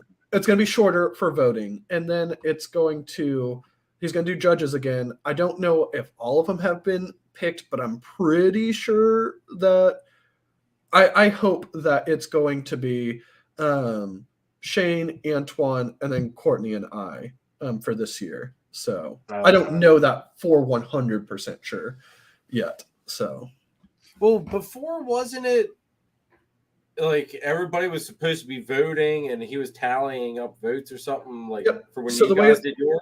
So the way that it worked for us is it was you had like kind of scores that you got. If you won the popular vote, you got 25%.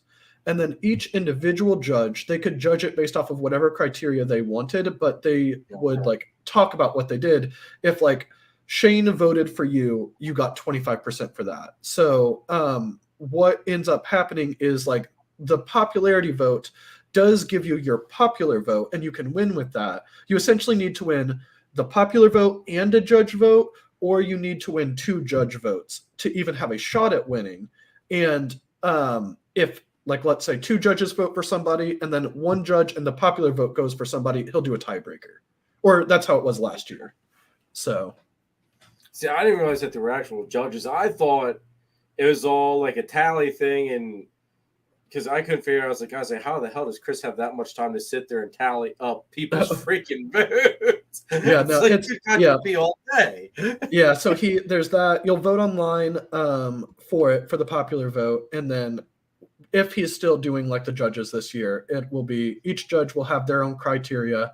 I think that some of the criteria that Shane and Antoine had talked about was like how was the campaign itself? The campaign's important. How was the 15 minutes of lame interview? Who do they think will give a good like 2 hour long or hour long, whatever the length is, episode? Who do they think like has good projects and isn't going anywhere? They didn't want to like vote for somebody who's going to be out in the next year, or that they might be really, really good on social media, but they have like a banana and that's it. And they're just like that kind of thing. Yeah, I get that. Which that makes sense too. Yeah. I'm excited for it. I'm really excited to see what people do. I think it'll be fun. Dude, I'm anxious to get in on this. I'm not gonna lie. All right, yeah, let's do it. I'll let Chris know. I'll be like, Chris, you need to get Jeremy on. No, we'll make it happen, dude. We'll get something going on here. We can even get like Chris on with us or something, even if he wants to do something like that too. That's fine. Awesome. Either way, we can make it happen. All right. I have work in the morning. I don't know if you need to do any like things like to. Let's see. I'm gonna run a thanks for the sponsors quick, but if you want to hop off, Steven, I totally get it, bro. I appreciate you chilling with me, dude. Like, yeah, thank you for having me on. It was a bunch of fun. I was kind of like, man, it's gonna be a solo. Like, I wasn't really ready for a solo, and then when you said about coming, I'm like, all right, we got this. This one's we're gonna have a good show yet tonight. You watch. And I think it was, so I appreciate it, dude. All right, thank you for everybody who's in the chat and whatnot. And I apologize that I talked so much and didn't let Jeremy get a word in edgewise. Dude, no, like I enjoy being able to have good conversations with people. I feel sometimes I talk too damn much, so we got good back and forth, dude. We got good back and forth. Awesome. All right, I'm gonna jump off here. You have all the fun, Jeremy. All right. Thanks, Steven. Tell Courtney I said hi. I'll do it. All right. I'll talk to you later. All right. Later, bro. Bye. All right, everybody. So that is going to be it. We salvaged the live tonight. Thank you very much, Steven. I greatly appreciate you coming on, dude. I had a blast as always. You guys heard it. We're going to see if we can't get some promo for the 15 minutes of lame stuff. Work with that a little bit. It'll be exciting. I'm anxious. Let's see. Lindsay says that was awesome, super perfect end cap to the weekend. Lindsay, I'm so happy you could actually make it to a live tonight, girl. Always great to see you in the chat. Everybody, if you're new to the channel, go back and check out the live I did with Lindsay. It was a blast. I had a good time. She showed off some killer snakes. So definitely go back and check that out. Greg says, great show, guys. Thank you, Greg. Greatly appreciate it. And like I said, I will be hitting you up maybe tomorrow, Tuesday at the latest, to go over some things with you. But I figure may as well wait so that way I can tell you yay or nay if your boy ate again, since Nathan's working his mojo with him, because obviously he just did not like what I was offering him. Picky ass freaking carpet pythons, guys. The only carpet python in the world that I know of that just didn't want to eat. I don't get it. But anyway, let's go by and say thank you to our sponsors real quick, guys, because without them, you know, this show wouldn't be exactly what it is. It also wouldn't be exactly what it is without you guys. But it definitely, the sponsors make a big difference here. So let me find them here. We got Nathan of Infinite Possible Pythons, guys. Bang! If you guys want to get into the Bang project, this is the guy you need to go see. Talk to Nathan. He's also got a bunch of other killer ball python projects cooking up. Also, if you need scaleless corn snakes, lychee geckos, crested geckos, kahua geckos, which are really badass looking little lizards. I'm not going to lie. Love those things. They look like little crocodilian dinosaur. Like, they're just awesome looking, guys. I definitely think I need to get one. But anyway, hit Nathan up if you're in the market for any of those. Also, branding needs. Nathan's your one-stop shop for all of your branding needs. Hit him up, please. And use code WARFLE10. Use code WARFLE10 for all of our breeder sponsors because you get 10% off of a purchase from them. Go ahead, check out Nathan on that one. Then we got Chris from S Reptilia.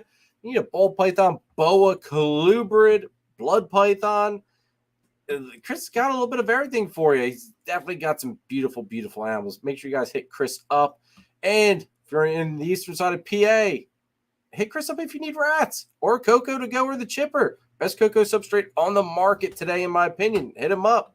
Use that code. We got John and Christine from Triforce. 10 plus years in the game, guys. Like, they've been through a lot. They've seen the market go up. They've seen the market go down. They've got some beautiful projects going on. Citron Clown Pieds, Lace, the Gray Matter Project. Beautiful, beautiful animals. Their lace stuff, guys. I tell you what, their line of lace that they've got is just 1 in a million.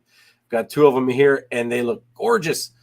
But also, they got crested geckos as well, so hit them up if you're interested in any of those projects.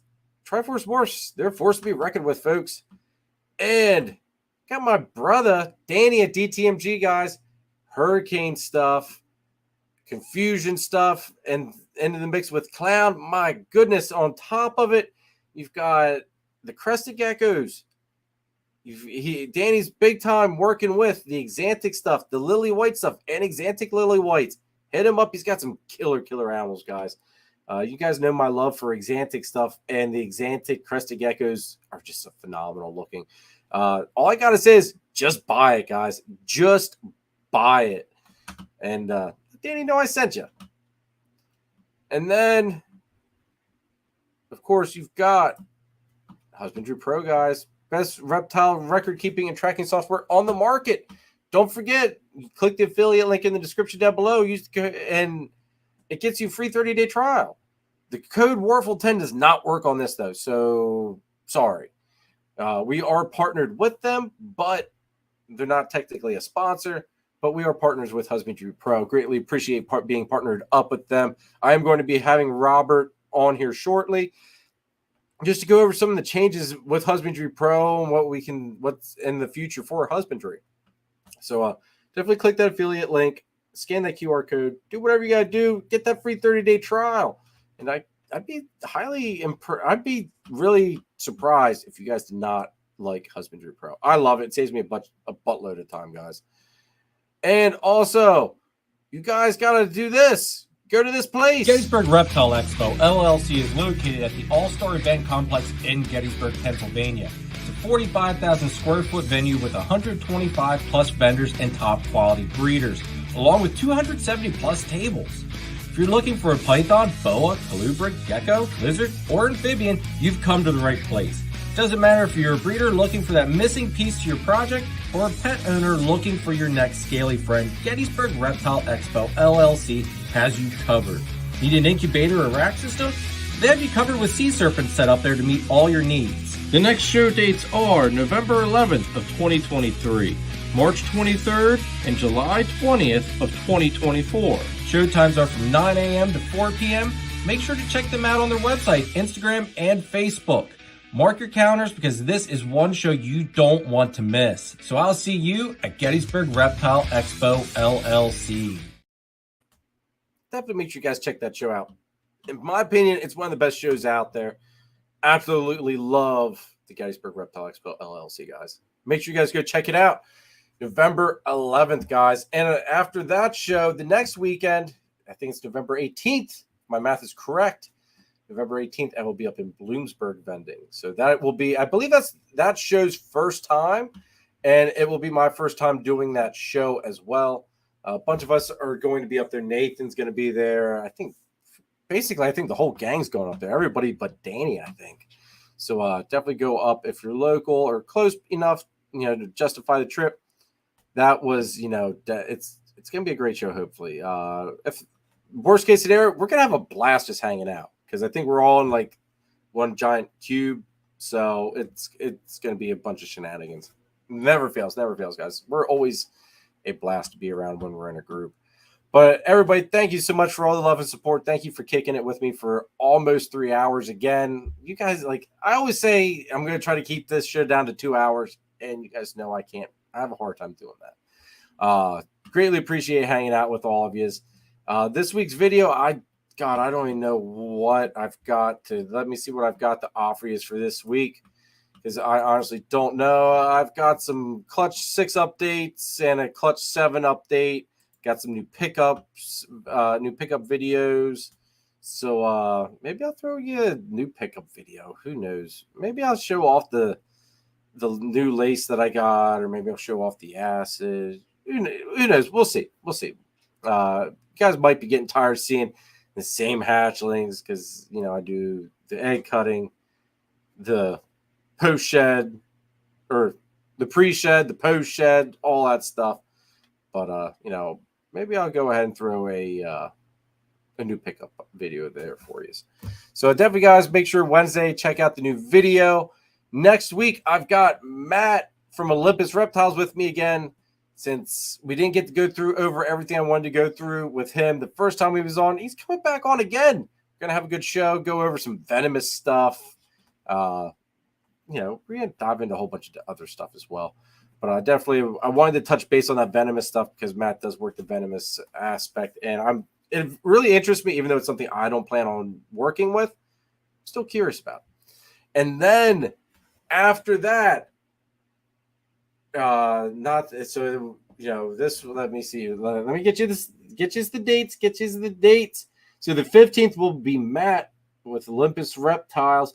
The 22nd, I've got my brother Kai coming on. Kai from Lucas Landon Royals, guys. That is going to be a live auction. Now you're probably thinking, what? 2 live auctions in 1 month? Yes, 2 auctions in 1 month. So we're going to be having Kai on, doing an auction, and then after the weekend after that, which would be the 29th, is my brother Danny from DTMG's live auction. So 2 auctions, 1 month, folks. It's going to be fantastic.